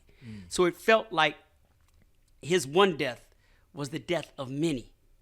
See, we'll get to the point right now that we hear about all the deaths. We didn't hear about all 669 before he got there. Right. We may have heard of 20. Right. It wasn't, the news feed wasn't as public as it is now. We didn't have the information, the system wasn't set up back then for us to get information 24 hours a day and all the time. Right. So because we have that now, we are fed information about every death, every shooting, every homicide in the city, and it weighs heavy on this to the point that no one person, even Laquan McDonald, in his death, had the same, or resonated the same way as when Benji did, because it was almost as if it was rare. Right. When it really wasn't rare. It wasn't at But all. it was who he was, and because in our minds this didn't happen all the time, but it did. So the city, the mood of the city was totally different because we acted, and because, like I said, the way we were fed information, this wasn't happening every day. Right. Young black men, especially young black men with promise, weren't getting shot down like this every day. Yeah. So it took a different effect on the city. It hit everybody. This one kid hit everybody. Yeah. It really, really did. So it wasn't just, what it was like at Simeon the next day. It was like just walking down 79th Street, walking down 35th Street, walking down Cottage Grove, walking, just walking through other neighborhoods, or, not even walking because it was wintertime, just riding the bus. Right. Bus drivers were somber. Cab drivers were somber. You go to the corner store. Everybody was somber because of the way this one individual homicide touched the entire city. But keep in mind what I'm saying. Think about those numbers. We still today have less people, dying at the at that rate. At that rate. I remember in '93, I think it was like 900 or something. Yeah, it got to 900. Yeah. I was 13 at that time. Yeah. That was like New Jack City. That was like around that time. It was a lot. It was like early '90s was. I mean, the '80s was crazy. Early '90s was definitely pretty wild. Right. And it's not. And I hate to make this out to be a numbers game. I'm just always looking at Chicago and looking at how we're making, and it should be a big deal because every life means something. But there's a tendency to act like this, I hate to say it, is not the norm in this city. When if you go back, and you go back to like even the early 1900s, look at the numbers of homicides this city has. So when we're talking about what are we going to do to change it, you need to change the entire city because this is a part of our DNA too. It is. This is nothing new. Now, I think there are more random people that are not caught up in some of the BS that other individuals back then are caught up. You have a bunch of random, nameless, faceless victims that are, become victims to homicide that have been killed, and innocence has been a part of this as a way it wasn't back then. Yeah. But the numbers are part of the fabric of this city. Yeah. It was different because in those, even when you talk about earlier days, like in a sense, like so Chicago's always been violent, but it was more like people, you were moving in a certain way. You was a part of that. You was active. Yes. You know what I'm saying? Yes. Well, you can even go back to the Capone days, right? Or you can go back into like, when it was originally the Black Disciples. Yeah. You know what I'm saying? The Vice Lords. You know what I'm saying? Like there's a gang connectivity to this that we can't escape either. Yeah, so gang culture is just as a part of Chicago as the flag is. As a part of police culture is. Exactly. Right. Exactly. You know what I'm saying? So I mean, people always say, man, the biggest gang in Chicago is the CPD. All day. You know what I'm saying? So, and it is a tendency to act like this is, especially within the national media, now that you have this 24-hour news cycle. That's what I'm saying, right. Yeah, for them to act like Chicago is always the first thing when you talk about violence, and especially when you talk about black-on-black crime. People always want to talk about, well, what about Chicago? What about Chicago? One of my friends, I looked up the top 20 most dangerous cities to live in. She's like, Chicago's not even on that list. Chicago isn't. Right. So she's like, I don't even know. But also, those numbers can be skewed because a lot of those are done per capita, and Chicago is a much larger city. You know what I'm saying? And we can always make any number we want to mean anything it wants to. Any number we want to throw out there, any study we want to, there could be a counter to that number, and there could be certain things that are not taken into consideration when giving that number as fact or proof or point. Exactly. We can do whatever we want to any number. So. Yeah. So actually, I got another basketball question for you, man. It's not gonna be all about basketball, but I definitely want, because I just watched that Stan documentary about Mahmoud Abdul Rauf. You're hurting me. You're killing me, man. You're killing me. Wait, I haven't seen that one. You're killing me. You know who Mahmoud, Chris Jackson? Yeah, Mahmoud Abdul Rauf? that was the guy that he had the tick, right? Yeah. He was also Muslim. So he was Colin Kaepernick before Colin Kaepernick. Okay, yeah. So I wanted to ask you, because I read in the Game Is Not a Game, I read the essays that you wrote about the Colin Kaepernick situation. You actually quoted one of my other favorite sports journalist, Bomani Jones. Yes. When he said, Cap is Neo in the Matrix. He didn't answer the call, right? So Cap settled with the NFL, right? Nobody's kneeling anymore. Ain't nobody talked about kneeling for years, right? NFL was booming, right? They were losing ratings for a little bit, but like now the NFL is larger than it ever has been. Right. So when you look, but in that documentary, of course, they drew a parallel between Mahmoud and Cap. It's just and they're very, very, very similar. I mean, they're almost the exact same thing. Yep. But in terms of, but now, because, the last couple of years, ironically, because of Derek Chauvin kneeling on George Floyd's neck for 9 minutes, now social justice has become a thing, right? So, and the Game Was Not a Game came out right before the pandemic happened, correct? Yep. So, Same month. That's right. So if you look back on what you wrote about then, and then look at what's transpired these last few years, and now you have the social justice movements and all this, do you think that there is really any significant change happening, or is it more like grandiose performative gestures, or is there actual change happening? I think mentally there was actual change, because at least we opened the eyes and mouths and ears of individuals who had kept them closed for so long. And it forced us to at least feel a certain way for a couple of years, that some of the things that we've been complaining about for generations were at least being heard. I think there's a difference between people listening to you and people actually hearing you. And I think since 2020, there's a certain degree that us individuals that have been, victims of a large part of the American power system, I'll put it that way, have been screaming, felt that we, to a certain degree, have been heard in ways that we had not been heard. And there have been some physical change, but not a lot. But there have been some physical change where we've seen prominence, and we've seen forward movement, and we've seen, to a certain degree, some understanding.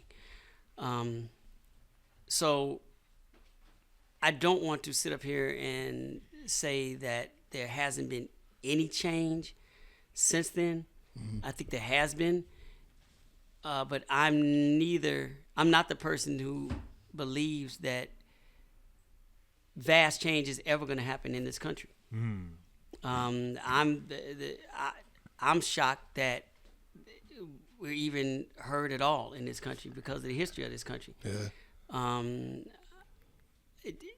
I understand how fatigue works, and I understand how America has tendency to placate to certain causes, certain groups of individuals, until they feel that they've done their job. Like, okay, you know what? We hear you all. You're all upset. You all are tired of the police killings. We're going to give you all a moment. Okay, it's been 2 years now. Okay, time's up. Let's get back to status quo. Right. And but that's America. That's how it functions. It's never not functioned like that. They just give us a little bit. Well, it's not what they give us. It's what they... Because it's not about giving. It's about them going back to sharing space within that power structure. Because you could, look, if you really get down to it, if you want to, because race is at the center of 95% of the things that happen within this country, because race is 95% of how this country was built off of. Right. Facts. It wasn't, it's hard to tell black individuals that there was no place else on the earth for you all to go to find people to build this country, but you happen to just find us and you just stop there. Like, they got people all over the world to do this, but you went to one continent, found one group of people, right, and chose them. All right, that's it. So there's nobody else outside in the world that you can make slave trades with to get here to build this country. You decide because I look different than you. Well, there's other people who look different than you too, but you didn't choose them. Yeah, exactly. That's my point. You didn't choose them. You chose us. So in the building of this country, it goes to my point. 95, the race plays a 95% of the role in it. It does. Okay. It does. So to me, even if you try to remove race from it, the one thing that's 100% is power. Mm-hmm. And one of the reasons we can't find actual equality, mm-hmm. one of the reasons we can't find actual diversity, one of the reasons we can't find actual respect on a level basis where one group of people looks at another group of people and we see each other eye to eye and respect each other eye to eye. Mm-hmm. The reason we don't have that is because the way it's set up is that anytime that structure is challenged to be fair, just be fair, it's a threat to that power. Like, you're threatening my power. So when we're saying, hey, you know what? Can you treat us like equal human beings? Can we have equal share in this? Can we have equal share in this? Can we have the same amount of money spent on public education that you spend on, that's allocated to private education? Can we have the same, can we make certain things just across the board as far as laws are concerned? Yeah. Can you find a way, like, you wrote us out of the books as 3/5 of human beings, but just because you wrote it out the book doesn't mean that you changed, that's the way you're still treating us. So can we be treated the same way as 5/5 of human beings, the way you do white males in this country? Can you do that? Yeah. And the answer should be yes, just on a human perspective. Right. But what happens is that 3/5 from 5/5 in their minds is not equal. Because when you get to that 5/5, that means now you're taking away some of my power. And when you have power, anybody that injects equality in your mind is going to take away that power from me. Because now, if you want everything to be equal, that means there's going to be some people that don't look like us in positions of power. That means now the Supreme Court is going to be equally balanced in race and gender. That means that governors across the country are going to be equal in race.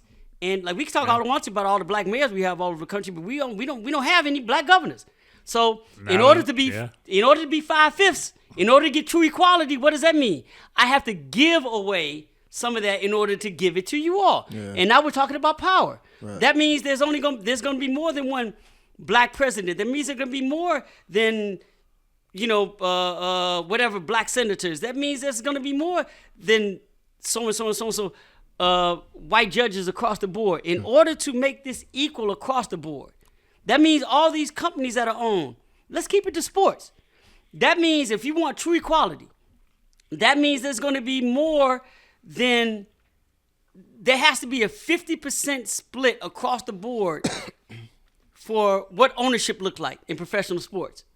That means that Michael Jordan is not only going to be the only black owner in professional sports. He is, right? Right, but that's what I'm saying. If we are dealing with equality, and this gets to my point about power, that means you all want equality. And for a couple of years, we're going to hear you all. We're going to make you feel like we're giving you something. We'll change some of this stuff. But 2 years is up. We can't keep this going, because if we really stay on this path, then that means that one Michael Jordan that's an owner of a professional sports team in America is going to turn to 15. Because there are, 32 N.F.L. teams, I think 30 hockey teams, 30 NBA teams, and maybe 32 baseball teams. So we're talking about, 120, 124 professional athletic teams in America with one black owner. So now, to my point, if we're trying to, and since the George Floyd situation, since this new American reckoning that we're in, we're hearing you all, and we're trying to make changes to give you all feel more equal in society. But if we keep doing this every year, that one Michael Jordan that we have amongst his 124 is going to turn into 15. And guess what? That's 14 more white people that don't have power anymore. So we're not going to continue to relinquish power. So that's what I'm saying. You can remove race from it, but in their minds, now y'all cutting into our power. And the less power we have, the less we can function, the less we can control. So, and that kind of reminds me when you talk about that, the power structure and like people being in positions of power, kind of reminds me what happened during Reconstruction. Yes. Right? When Reconstruction, where we started to get a little bit of that power, and then that's when you got the birth of Jim Crow, the Ku Klux Klan, and all that stuff. So it goes to power. That's it. Yeah. It goes to power. When power gets threatened in this country, those that are in power find a way to suppress it. Right. That's the best way I could put it. So to answer your question, is that yes, there was change, minimal change, and it's always going to be that as far as I'm concerned. Because once you start threatening that structure, threatening that power structure, in order for that to happen, what we're fighting for, what we're screaming about, what we're asking for, what we're kneeling for, in their minds is them relinquishing power. And that's never, in my mind, going to happen in this country. Not peacefully. It's never going to, not peacefully. Yeah, not peacefully. But it may not even, I can't, well, I have to look at, for me, I have to look at this as a collective effort and not just a black-white effort. And that's hard to do because I think black individuals in this country have a different fight against the power structures than any other races in this country do. Absolutely, 100%. So our fight is not the same as the Jewish fight. Our fight is not the same as the Asian fight. Our fight is not the same as the Native American fight. Our fight is not the same as other immigrants that came from other countries, right. as Hispanic or whatever, or even people from other parts of Europe that come to this country, the melting pot of other individuals that come to this country. Our fight as black people is not the same as anybody else's in the country because we're the only ones that didn't come here by choice. Right. There's a difference. Facts. There's a difference. A huge difference. A huge difference. So when you say it's not going to be a peaceful fight, it's in order for us to get what we want, we have to be willing to actually die because of the numbers. And we have to understand that everybody else besides us is here by choice. So we're fighting for the treatment that we had to get over here and how we came over here, unlike anybody else, and what we had to go through that no other minority in this country had to go through on this land. No. Now, other people had to go through things other places, but no other race of people had to go through what they had to go through in this country, on this land, except for us as black people. Yep. So our fight is different. Mm-hmm. Now, with us only still making up 13% of this country and having 5 or 6% of the guns in this country, we have to be willing to die and die on our own accord because all these other people, because they don't share our same fight, because their entry in this country is different, there's no guarantee they're going to fight with us or for us. So it's, to your point, is that it's not going to be friendly. It might not even be that much of it has to be a fight that we're willing to lose. Yeah. Because there's a strong chance we're going to lose that fight if it's not going to be friendly, if it's going to be a violent fight. Yeah. We don't have the numbers to make it a political fight. We don't have the money to make it an economic fight. Yeah, and it's kind of like, I'm pretty sure you're familiar with Bacon's Rebellion? No. So Bacon's Rebellion, it's kind of like, so that's the advent of the Virginia slave codes, which basically gave birth to the idea of white supremacy in this country. Right, okay. Right. So back then, so blacks were slaves, right? But you also had like white indentured servants and people. So you had, so it wasn't just us working these fields, right? Right. So during Bacon's Rebellion, you had poor whites, enslaved Africans, realizing that, hey, we kind of we got the same boot on our neck, right? And they ended up fighting together. Now, the rebellion was quashed, right? And once that happened, the power structure realized that, hey, okay, we can't continue to get, because if this spreads widely, then we're outnumbered, right? So we have to do something to create division within these people. Yeah. And so that's where you got like the laws against black people even being able to own property. Oh yeah. All those things that basically create that caste system to where it's just like, even if you are poor white, at least you're not black. Of course. And that kind of still plays out in society to this day. It's without question. Yeah. And that's what I'm saying. It goes to my point about being chosen. Like, you all chose us. Yeah. You came to us for a reason. And to the white individuals that are part of that and gone through the same thing, you still didn't go through the middle passage. Not at all. Come on, man. You still didn't go through the middle passage. Not at all. Right, right. And it's not to minimize anybody else's plight, but it ain't the same. It ain't the same. It ain't the same. It's not man. the same on this land. Not at all. That's what it gets down to. Yeah, you have exactly. to be specific about that. I know other races and other, other cultures of individuals have gone through some horrific stuff, but we're specifically talking about America. Mm-hmm. And what this country has done to us, and what we had to go through on this country and at the hands of people who are American that no other culture or race of people have had to go through. Okay. Larnell takes a bathroom break every episode. Don't mind him. It's all right. Now, the only people that may have maybe have a fight or maybe have can hold a candle would be the natives, maybe. But they were already here. They were already here, like you said. They weren't brought here. Yeah, so they were not brought. That's what I'm saying. So it's still very different. It's still very different. Still very different. And they were just basically just removed. Yeah. They were removed from the land that they were on. Yeah. So theirs is different. Theirs is a different story. Yeah. And at the same time, they laid groundwork and they basically gave birth to this country and had it taken from them. Yeah, absolutely. But then they brought us over here to build it. Yeah. And now I'm not. You know what? I'm not gonna say what I'm thinking because I can really get in, and I won't say get in trouble in a bad way. I'll get in trouble in a way that I don't want to. I'd have no proof to back up what I was about to say. So I'll say that. We'll talk about that off camera. But speaking of getting in trouble, it's funny that you brought that up because Can I say something real quick? No, yeah, absolutely. And I was shaking my head to your point, and we kind of got off left a little bit about the correlation between Mahmoud Abdul Rauf and please. Being the same person and going through the same thing. The reason I was shaking my head is because you said the documentary Stand, and I was unaware that Showtime had done a documentary on him until Mahmoud showed up on Stephen A's show. And I shook my head because ESPN, and I've been with ESPN for 18 years. Yeah. And they have the 30 for 30 division.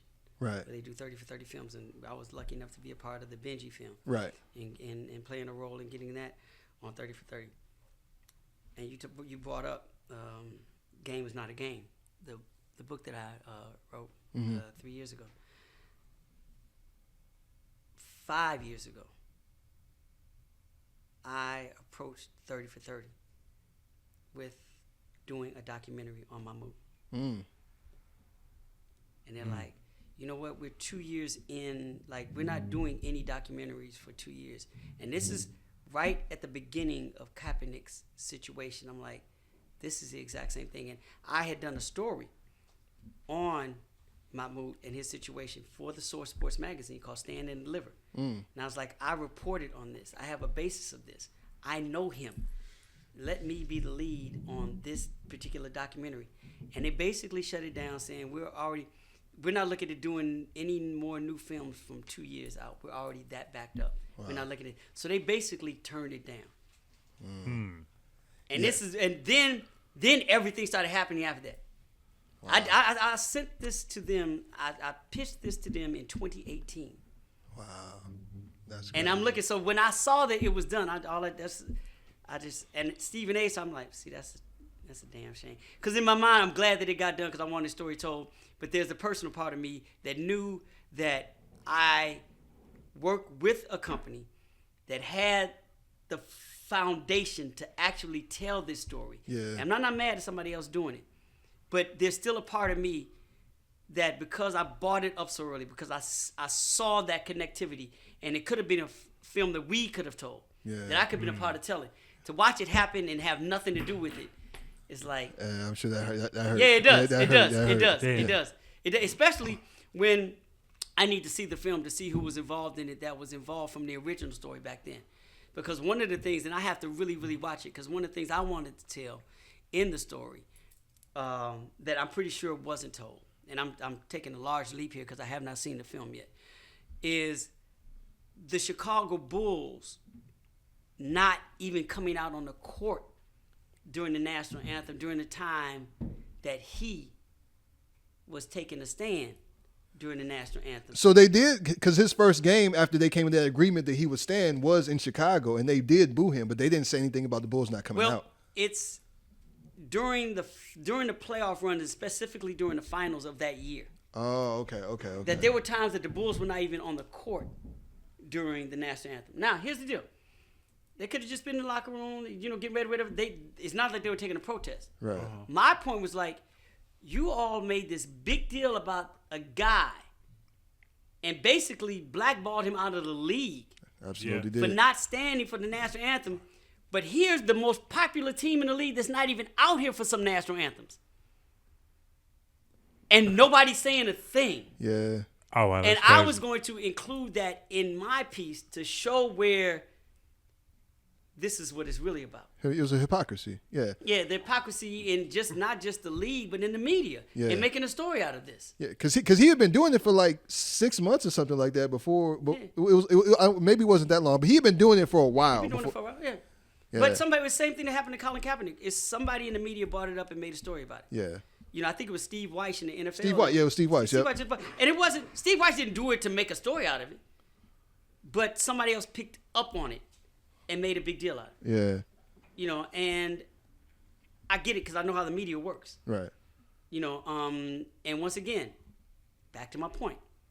When you become a threat to power, because in this particular case, it's like, oh, if he does this and we don't say anything, what happens if this escalates? This catches fire. Yeah. This catches fire. Yeah. What happens on its own terms? Yeah. On its own terms. Yeah. And we've seen what can happen when historically black people in this country feel like they are being done wrong, and they collectively get together and uprise. Yeah. We've seen what that can look like. And now you have much more liberal thinking in this country than we did back in the 60s. So that group can get bigger and bigger and bigger. Right. So we need to squash this while we can. So let's make a story out of this. Let's because the media's job is to inform society, but it's also to set the stage of how the narrative is going to be told. That's also the job of the media. So let's control this narrative to make sure it doesn't go a certain way. Because they talked about the statement that he made after he first started, once it became the story. We used the word tyranny. And that's all. And that's all they focused on. He's saying the national anthem and the flag is a symbol of tyranny. Yep. And it really, like I said, take anything taken out of context, you can make it be whatever you want it to be. It's the and same that's way exactly they what did they Allen Iverson with the practice thing, where you have to take Right. the totality and understand what is behind exactly what he's saying. But, Yeah. Practice. Context means everything, but man. think about it. Listen to what I'm saying. Look at what one of the most important individuals we've had in this country, black, white, plaid, polka dot, it doesn't make a difference what color he is Reverend Dr. Martin Luther King. Mm-hmm. They've collectively reduced this entire man's body of work to one saying, I have a dream. So if they do that to Dr. King and everything he was trying to do, Yeah. what the hell are they going to do to Mahmoud Abdul Rauf? What they going to do to Allen Iverson? Yeah. What they're going to do to Colin Kaepernick? They will reduce us to the most minuscule tagline or activity as possible to, once again, not relinquish their power. It's crazy because it's just like in baseball. You know all about Jackie Robinson. You don't know nothing about Kurt Flood, though, for real. No, you know anything about Kurt Flood? You don't hear Satchel about Paige. Right, yeah. Or was it Don Newsom, who basically was only 11 weeks behind Jackie Robinson. Yeah. 11 weeks. Yeah. Wow. But once again, we can't have, can't be two, can't be three. Right. Just gotta be one. It's got to be. And here's the thing, and it goes back, and this is where it gets deep to me, and this is where that black people acting in fear and functioning in fear comes into play, because when something does happen, and there happens to be two at the same time, that's when and I'm throwing up air quotes, the powers that be make sure they pit one of us against each other. So as King is rising, so is Malcolm. Booker T and WEB. So what did they, same thing, pit them against each other. Mm-hmm. They pitted them against one another. What are they doing with Michael Jordan and LeBron James right now? They didn't see him coming. So what are they doing? They started this narrative, started this conversation. And for 10 years, we've been pitting Michael Jordan and LeBron James' legacies, careers, importance against each other. And they've created a generational divide with that even. You know what I'm saying? I've seen people get fights at barbershops because of that. And it's really a generational thing between like the younger generation supporting LeBron and us really being, you know. And me being a member of the media, to me, I'm like, this is all strategic in what they did. It's like, we didn't see LeBron coming to where he could even get in a conversation with Jordan. Yeah. Now we got two, though. We gotta find a way to divide this. It's divide and conquer. Really, it really is. So, like I said, this is that black people we've been functioning in fear, but we've seen it so often that it's not a mistake. Right. Y'all know exactly what you all are doing. Absolutely. And hey, look, it's I have to applaud it, you know, because they've historically been so great at making it happen. Yeah. You know, I get mad at us sometimes for falling for that banana in the tailpipe thing that they do. Seriously. But when to me, when you've been historically and continually oppressed as we have, and not just economically, but, you know, the mental struggles that we have to go through because all the shit we have to fight through in order to just find common ground in this country. Every day we fight. It's easy for us to fall for it and not see it for what it actually is. Absolutely. Man. You got anything or you? I'm done. We got the shoe question. Yeah, okay, but I just got one more. Go ahead. I really want to ask you about this, man. So, because you don't just get into basketball, you get into baseball too, right? Yeah, baseball. Yeah, I'm all around guy. I'm a big tennis guy. Right. Soccer, baseball. Yeah, I'm up there. But hey, I'd say and I used to be big, but literally over the last 10 years, football, NFL. I ain't gonna say football because college football still mess with hard, but the NFL and all that they've done, it's really hard for me to support them. Yeah. I did a story on when Ben Roethlisberger got in trouble for that situation, and you know the violence that was being allowed inside the NFL from their players on individuals, whether it's inside, you know, spousal abuse or just family abuse or friend abuse, whatever they were allowing to happen and let pass. I did a story for them where I interviewed some women's groups about the NFL and the laissez-faire approach they had to dealing with this type of violence. And that was the last time ESPN ever let me write about the NFL. And the fans are cash cow, man. You can't, man. You can't be doing that. Can't fuck up the church's money. Really, and that's really what it boiled down to. And you know, the way my mind works, it triggered like, okay, well maybe you're tapping into something deeper than that. And so I really started looking at and putting the pieces together how the NFL functions as an organization. So you started looking at how they were downplaying the head traumas that was going on with the players.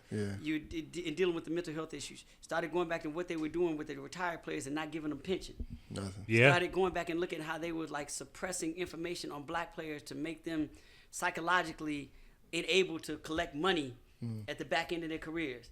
You know, looking at how they started treating black coaches. You know, how they started phasing out the running back. You know, and skill positions like the wide receiver. You know, all these things. You know, and how they treated blacks that were coming in with quarterback abilities. Right. I started putting all this together, and I really stopped fucking with the NFL. So when you talk about but the only sport I really don't get down with right now is the NFL. But for those collection of reasons. And if you read the book, I kind of because you talked about how they removed those sensors when they were gathering the helmet sensors. And they just quietly removed them and then say nothing else about it. The NFL's sick as hell, man. But here's the thing, nobody ever writes about that. No, Will Smith had a movie about it, and I mean, but that was because it was a story at the time. One thing, but my thing is that the media has a responsibility, and I keep saying that the media has a responsibility to inform us. Yeah. But I also, am being a member of the media, understand that the other responsibility it holds is to shape the way the narrative is going to go. Yeah. So they decide to, like, you know what, we're not going to make this a story. Yeah. We can go, we can go this way. So we talk about taking things out of context, right? So back in the 2008 World Series, you wrote a piece about B.J. Upton.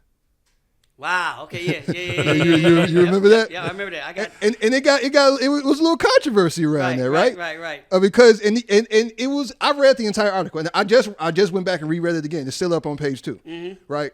So I went back and reread it again, and it's the same thing that I thought back then, the same thing I think now. It's completely taken out of context, right? Without question. I understood what you were trying to say, but it's one of those things. If you're not from the culture, you're not gonna get it, right? But you referred to Upton's propensity to be lazy at times, right? And which made him sort of relatable, basically saying he's not perfect, right? And they completely ignored all the other glaring and dope things that you said about him during that article, and they focused on that one thing. But here's the thing. I want you to finish your question, but here's the thing. Was I lying? No.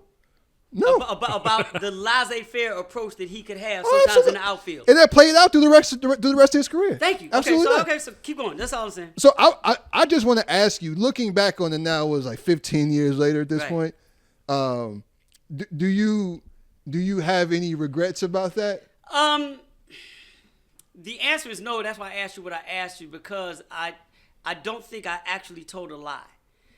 The regret I do have, and I think I was trying to make a stronger point in not saying that being lazy is cool, right? But there are individuals who can identify with somebody who's not perfect and does have flaws in his game, right? That can say, hey, you know what, I have a deficiency in it. I don't go hard all the time, this and that, but that doesn't mean I will not have a chance to make it. It means I need to work on it, but I can still have this quality and possibly still get there. Whatever that quality may be, in this particular case with B.J. Upton, it was that quality, which was glaring. So I don't have a problem with saying that, because I believed in that context it was the truth. And I think in the larger story, I was trying to make a point that is still a strong point to make, and one that I think young kids and young individuals trying to be certain things in certain sports can follow. What I do regret is not being smarter in my word choice. And it goes down to being a writer. You choose the words you use.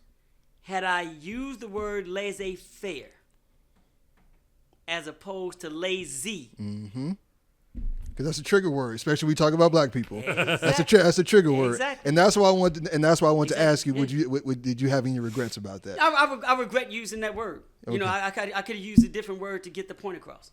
That's all. And I blame myself for not taking that in consideration while I was writing the story. I know how things get taken. I know how, especially being a black writer, at a major place like ESPN, where they're waiting for you to make these certain mistakes so they can actually attack you. And I've always tried to dodge those landmines and actually be smarter than that. And in that particular moment was one of the few times, it's not the only time, but it's one of the few times that I wasn't as smart as I should have been. Yeah. And that's what I regret. I regret on me, like, that's not you, dude. You're usually smarter than that. Yeah. You know what I'm saying? And they jumped on you too, man. Oh, they jumped on me, and that's fine. And you know what? My thing is, I look at it this way. It's good, and I'm glad they jumped on me. And that's one of those things that I probably needed at the time. I needed some jumping on. I needed some awakening, because, you know, as everybody else in what we do, we have a tendency to stop feeling ourselves. Mm-hmm. And sometimes, you know, the world has to come in weird ways to check us. What they say, read your own press clippings? Hey. Yep. Yeah. What's the saying? Never put yourself in a position where God has to humble you. Hey. And that's one of those situations. So it wasn't about me being right or being wrong. It was me being checked, and me being checked properly, and understanding the bigger picture of why I was checked. Yeah. And I never took that public jumping on for making that comment about me doing something wrong. Yes. I took it as the universe and God telling me, yo, dude, you ain't him yet. You know what I'm saying? You're not him yet. Yeah, So, yeah. you know, don't ever let your smart guard down where you're not always thinking about every word that you say and what's going to come from that. So that's a benefit. And because believe me, things happen in our lives for a reason. Some people say everything happens in our lives. I can't subscribe to that. Right. But I can say things happen in our lives for a reason. But I also believe that things happen in our lives. Certain things happen in our lives so that other things won't happen in our lives. Mm-hmm. So in that particular thing, when I went through it, I'm like, that happened, so something worse probably didn't happen. This is my wake up so that something else, if I fall asleep somewhere else down the line, something bigger, say something not so smart, less smart than this, you know, say it on another stage. Right. You know, because trust me, if I say that in a story about B.J. Upton, you know what I'm saying? Right. What the hell happens if I say that in a story about LeBron James? What if I say that in a story about B.J. Upton that just falls in line with maybe, you know, in as a tab on page 2? Right. Yeah. As opposed to a front page of ESPN.com on a much bigger story on somebody else. Yeah. You know what I'm saying? Yeah. If I say that when I did that story, here's a class example. If I did that story then on B.J. Upton, and it just happened to show up for one day on page 2, and it wasn't a front page story, it's just a story, a column that I had to write on baseball, B.J. Upton. Okay, cool, I did it. Let's bump this up. You said it was 15 years ago. Let's bump this up 12 years. Mm-hmm. And now I'm doing a story on Mookie Betts for the Los Angeles Dodgers. Mm-hmm. And they're in the championship. Yeah. And exact same thing happens. And I do this story, same thing on Mookie Betts during the World Series. And it's an ESPN.com front page story, first page story. Yeah. Many more eyes on it. Yeah. And what if I do that then? Because this never happened. Right. How you get what I'm saying? It would have been much bigger. And the news cycle, everything is bigger now. That's what I'm saying. So my point is that this happened so that I make sure that doesn't happen now. And that's the blessing. Yeah. So you have to look at it as a blessing sometimes. Absolutely. And it's funny because the issue that you were talking about in the article about the lack of black players in the MLB is kind of still a thing. It's gotten worse. Yeah, it has gotten worse. It's not that many. No. I mean, we got a few here. We got Tim Anderson here, who's one of the best players in all of Major League Baseball. When he's healthy, he get hurt every year. But when he's healthy, he's definitely one of the best. But it's like it has gotten worse. There are less players. So, but that was a really excellent answer to that question, man. I'm glad. Oh no, thanks. No, but you know, and you can't let things you can't let things like that get you to a point where they, to me, they can affect your day, they can affect your week, you know, whatever. But you have to have a resolve to get past all of that, especially as a journalist. Yeah. Especially as a journalist who's in a unique position that I've been able to be in for the last 25 years. And that there are very few of us doing the game. Now, the game has grown, as Rick Tellender tells me all the time. The game has gotten a lot darker because of you, Scoop. And I appreciate that. You know, because I've seen, definitely, you know, right, and that's I'm happy and proud and blessed to be a part of that, and have possibly, if people say I had a role in that, that's great. But you have to have a resolve where you can't let a situation like that, like, be that much of a roadblock in your entire career. Mm-hmm. You know, as black people in this country, you have to do two things, and one of the things my mother told me, one of the things I've just grown to believe. You have to have the mentality of an inventor. Do you know what I mean by saying that? No, I never. Inventors, if you know people who invent things, and when I say inventors, like inventors who always invent, they never stop what they're doing. Inventors never stop. Nope. They're always like, what's the next thing? What's the next thing? They keep going all the time. Because there's a next thing to invent. Inventors, we have to, as black people, have that mind of inventors. Like, we're always inventing. So we can never, nothing can crush us. Yeah. Like, I invent this and it fails. Okay, not doing that anymore. Next to that. Seriously, that's where inventors flow. Yeah. We need to have that mindset. And also, that's what I've grown to believe. But what my mother has always told me, and I've, keep this in my DNA, that a black man in America without arrogance is never going to amount to shit.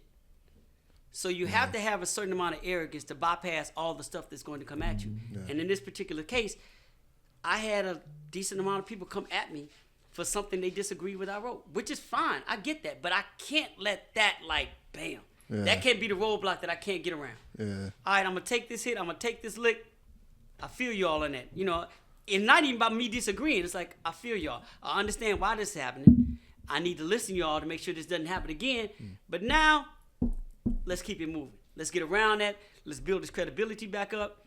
You know, let's own this as a man, as a black man. Keep it moving. And my job from this point on is to make you forget I even wrote this. And if I did write it, not let you hold it against me for 15 years. You know what I'm saying? Yeah, that's absolutely. my job as a journalist, and that's our job as black individuals. We have to go around and rise above that and have that type of resolve. So that, to your point, you love my answer on it, but my answer is rooted in that arrogance, in that inventor's mindset that, yeah, this is one moment I'd like to, like, you know, well, I may have fucked up. Right. Cool, I did fuck up. Yeah. I'm human. I fuck up a lot. But my job is not to let everybody know it. Right. But this is one. Right. This is the one everybody pulled out. Like, here's your fuck up. All right, cool. That's good.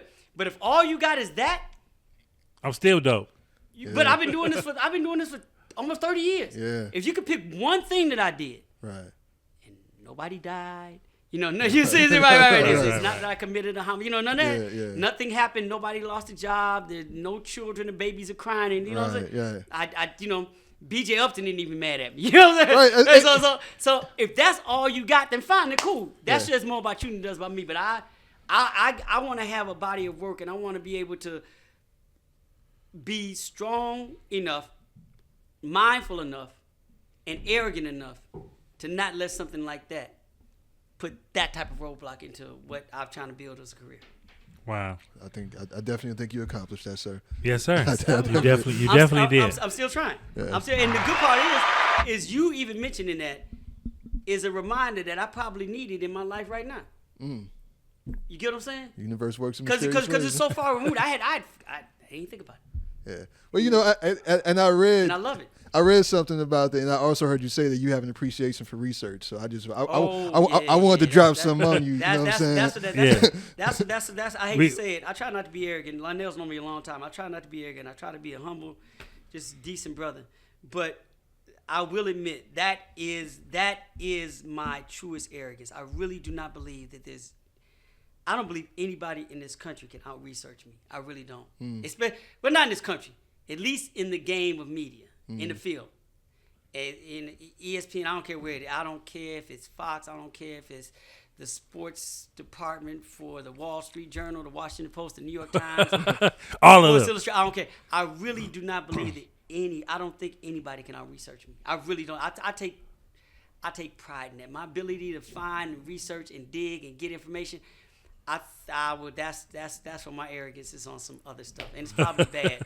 But it challenges me. It challenges me to do things and try to prove myself right. Yeah. I try to be like, go down and go deep and find stuff that like, damn, I didn't even know that even existed. Yeah. And I don't want to get, but I prove my point in the book with the game is not a game. When it came to the part of the book, breaking down the LeBron and Magic Johnson comparison. Right. Like I said, when did LeBron just jump over Michael? I never understood that. But I mean, jump over Magic to get to Michael, but that's a whole nother story. In that, we'll talk about that. right. But in that, I went so deep as to go into looking at 10 years of every game Magic played in, every game LeBron James played in, and looked at the amount of times that LeBron in his career has lost games by 30 points and 20 points. And how many games Magic lost? By 20 points and 30 points. And all of that just to build a case that there's a component that we never talk about when we're talking about comparing basketball players, and that's pride.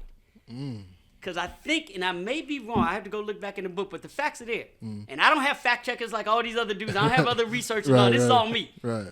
But you know, it's like going through somebody's team, looking at all 82 games. Like you're literally looking at, and this is the stuff I love doing because I like. In my mind, it's my area. Nobody's going to do this shit. Nobody knew I was going to do this. But I'm going to come and make a point that nobody even thought about. Yeah. And I think I ended up like LeBron has probably lost like, I got to look at the numbers, but it's like LeBron has lost like maybe 50, his teams over the course of the 10-year period at the time, his teams had lost maybe 37-something games by 20 points, and he lost 20 games maybe or something, or 17 games by 30. And Magic Johnson is in that same span. I think I did Magic maybe his whole career. Because I tried to parallel all the samplings and bringing, so that you're looking at them evenly.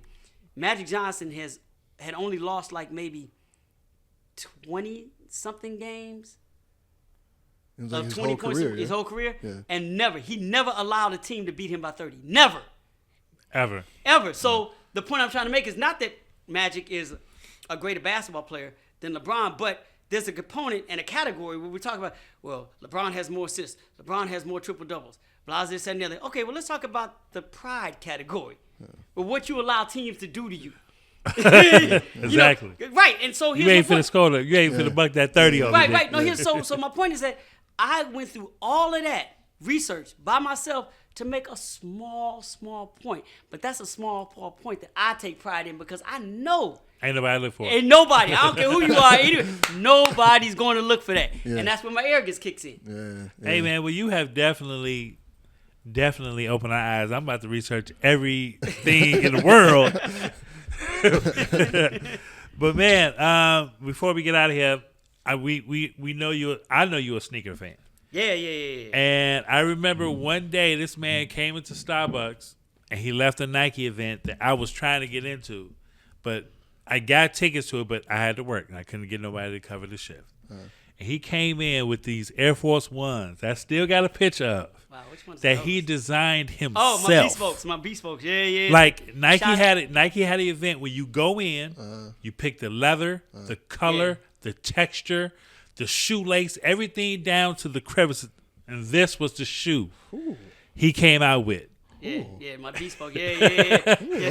Shout out to Mao and Tan. Crazy. The guys who designed it. I'm gonna post this up, doing editing, but the funny story behind that shoe is that Mikey had a program called the Bespoke program, and they had it for years. They had it in New York for a while. You could go down to Mercer at their building in there, and they used to do it. A guy by the name of Mao, a tandem. Mao and Tan started the whole Bespoke project for Nike. And I was blessed enough to be like Nike gifted me. Like you can get your Bespoke. Look at the details, bro. Now, look at the 18 karat gold. Yeah, here's the thing. It's a 2-hour process to design your shoe. It's even down to the footbed on the insole of your shoe, and I wanted cork in mine. The interior is silk. The inside is cork. Yeah, the inside is cork. It's the sock lining is all silk and it's done in a paisley. You could get down everything. What size shoe you wear? Yeah, I got sensors on my joints, so you're not getting it. So but here's what I want you'd appreciate this is that I got my Bespoke right, and I did my Air Force One down it's a 2-hour process to get this done. Every section of that shoe is designed the way you want it for like Lionel said. Style, material, everything. I got my shoe. Lavelle got his. We neither one of us know that the other one is getting their Bespoke, and we got ours at 2 different times. But while they're only here in Chicago, doing it for a month in Chicago, and they only did 30. Okay. Yeah, because it takes a month to actually do the shoe, so they did one person a day for 30 days. Oh wow. So and Lavelle, who runs Success, shout out to Vel. Shout out. But VDOT got his done. And and he knows Vel and I go back from back in the Tony days. And Vel and I nicknamed for each other Twin. We've been calling each other twins for probably 30, 25 years, right? Okay. Because we the same size, we think alike. We're twins. We call each other twins. Yeah, I've seen them in the room together. Yeah, we're twins. We call each other twins. It's pretty crazy. When we saw each other's shoe, we didn't know we were doing it. They're damn near the exact same. Oh wow! Our sensibilities are so intact that even when we didn't know, our designs are extremely similar. That's like crazy. it's I saw his show they look almost it's insane. The shoe I was like, yo. So I brought that up because we have a thing we asked Diego the top 5 your top 5 favorite Nike sneakers or just sneakers in general. Don't have to be Nike. Top 5. Silhouette or actual shoe? 2 different things. Actual shoe. Actual shoe. I know because no, because the silhouette is different. You can go there, right? But when you get down to the actual shoe, because you have to get down to the special iteration of that shoe. Yeah, the specific shoe. Yeah, the specific shoe and the iteration of that shoe. Okay, I will say the original. No, I can't say that. Well, okay, I'm gonna start off with the original Cement Jordan 3. The original. Okay. The original Cement Jordan 3. Yeah. Okay. I followed that up with probably the Amam and Yeri Jordan 3 that they did. I followed that up with probably the Trophy Room Jordan 1. Those is hard. Yeah. Those is hard. Yeah. That was the Trophy Room because to me that's one of the they put everything in that shoe because it's standard. It's the perfect one silhouette because it represents Chicago. Yeah. But the texture of the shoe, the glitter and the sole and the it's like that's it. Of all Jordan of all Jordan 1s, that may be it. Number 4, it's gonna sound crazy. Probably the LeBron 15 Harlem Fashion Row. The ones the females did with the belt, the white. Fly knit, Because those were the first shoes designed by all black females. And the 15, to me, I still think it's the best LeBron shoe. Even the 20 is like on fire. But that 15, all the things they did conceptually with that shoe is it. But that Harlem Fashion World, because of what it means, what it stood for, and who did it. And because it's the 15, that's it. And after that, I'm trying to think of what Air Max 1 is it. I'm trying to think of what Air Max 1 is the... Wow. What Air Max 1... Air Max you know what? 1? No. I know. I'm so stupid. It's the original Air Max Day 326 Air Max 1 when they first did it and came out with the original upper, but the lime green midsole. That was the first Air Max Day Air Max 1 they ever did. Okay. I remember seeing That's my those. fifth shoe. I remember seeing That's those. my fifth shoe. You doing editing. I'll be researching like a mother. He said the black. Yep. Those probably are my top 5 off the dome. Okay. Off the dome, without even knowing I was gonna get asked this question. Right? Like, I had to get one in. I had to get one that you didn't no research on. I had no research on that, but my brain does the research. It started thinking back, like, okay, is it? Because I know your wife like, look, you need a whole nother room just for your shoes. Nah, you know what? It's getting bad because no, it's not getting bad. It's getting bad because I'm a packaging guy as well. So I used to have all of my shoes, not all of them, but enough of them. I used to stack them like cocaine. They used to be in like plastic bags. So if you come, it looked like I had like, kilos just sitting around with them. But they were my sneakers, right? Right. But you save, because boxes are humidors and stuff like that. And, you keep them in. I was like, I don't have room for all these boxes. Yeah. You can't get to what it is. And this is before the clear shelves that people used to build out. Yeah. So I used to keep all of my sneaks, most of them, in plastic bags. And I was always getting samples and getting wear testers. So they would come in plastic bag. They would come from different parts of Korea, different parts of Taiwan, different parts of Memphis, different parts of Portland, and they would come in the bags. So I keep them in the bag, keep bags. Yeah. But what's happened is that over the years, and this is after we did Sole Provider for Nike, so it's been 20 years, the box game and that especially Nike sneakers have done, has become just as much as part of the shoe game. The packaging is done just because. So you get packaging that if you lose the packaging, it takes away the value of the shoe. Yeah. Right. Not even for the resale value, just for the value of the shoe and the life that it lives by itself. Yeah. So what's gotten bad is that it's the packaging that I can't get rid of. So when Concepts does a Nike and you look at the box, you're like, oh, I got to keep the box. When Travis Scott does something, I got to keep the box. Yeah. You know what I'm saying? Yeah. When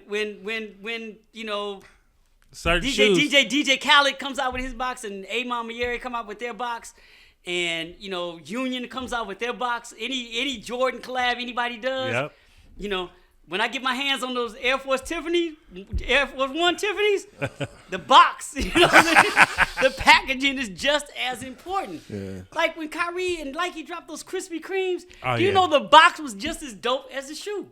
Yeah. So what's happened now is my wife is like, not get rid of the shoes because the shoe collection is always going to be like, not out of control, but good. But the packaging now has taken up so much room. The packaging, she's like, he got shit everywhere. It's just she used to not even say I got shoes everywhere because I was always controlled because of the way I had it. Right. Now the packaging, he got shit everywhere. It's just boxes and packaging and, can I throw away this box? No. Ain't nothing in it. No, you put the box down. Put the box down. Just put it over there. Hey, man. We have had a pleasure. Yeah, this is our longest interview. Yeah, definitely. I talk a lot. Man. I apologize. No. It was great. This has been wonderful. It's crazy to think about this whole what this podcasting thing has done. Yeah. Because it's just like it's almost a few years ago. I never imagined a world where I'd be sitting here talking sports with Scoop Jackson. Oh man. You know what I'm saying? So this is a real like surreal moment for me, man. So I thank you, man. I appreciate you for coming on. Yeah, we really appreciate you coming through, man. You my man. Anything for you, man. Just call. Man, I appreciate that, brother. I try to be there all the time. I appreciate y'all having me on. Like there's a lot of brothers in Chicago you can get up with, so I appreciate y'all like reaching out to me. Hey man, this is Easily Offended Podcast, man. We are here. What episode is this? We were so deep in conversation. I think this is 32? 32 or 33, man. We one of them. So this is the Julius Erving interview. Either Julius Erving or Pippen. Pippen was 33. No, that's what I said. He said 32 or 33. Yep. Oh, okay, he did. Yep. Either one. One last little fact, though, Herbert, we was talking about earlier, the irony, because you talked about like Pip, and you were talking about how like Jordan realized he didn't need Pip. Pip came close to getting the championship, but remember who stopped him? Shaq and Kobe. In Portland. Well, I look at it this way. I hear you. I don't think Portland was gonna ever get past. I never looked at it that way. I think who stopped Scottie Pippen from getting the championship was Hugh Hollins. The Phantom foul. You just pissed me off. God damn it. Than Shaq and Kobe. Yeah, Hugh man. Hollins owed Scottie Pippen the championship. Yeah, we can talk about that, man. Right. Hey, man, this is Easily Offended Podcast, man. Make sure y'all tune in to everywhere: Instagram, Facebook, YouTube. Scoop, you got anything you want to say to the people before you get out? No, I'm gonna say this, and I want to say this. I said that I was gonna tell you something about George Gervin, and I'm gonna leave on this. Okay. The last project I just got through doing, we just filed it, just finished it, just turned it over. Like I finished like the final thing of it. Crossed every T.I., went through everything.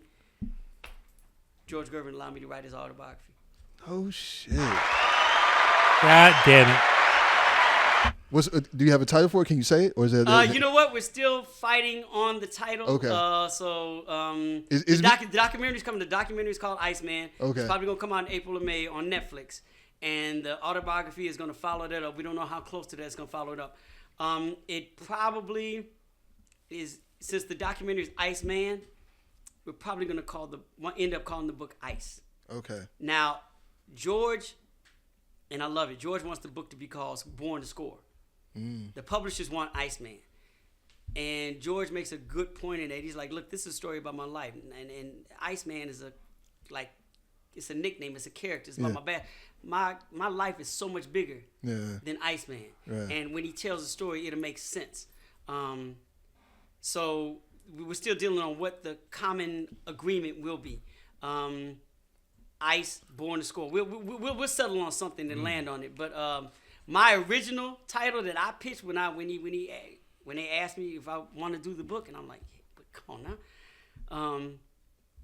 I wanted it to be Ice Never Melts.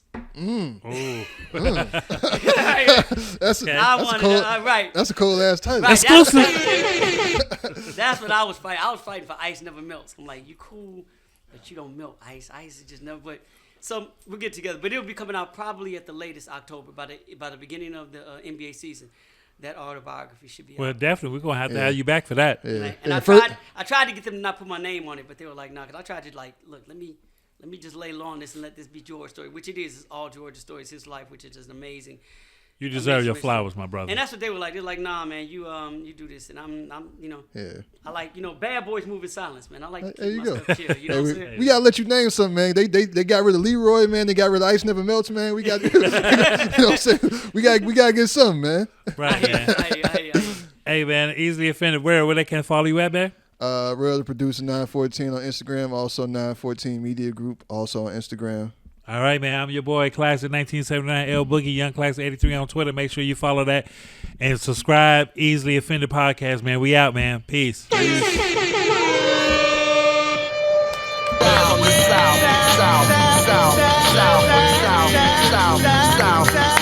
South.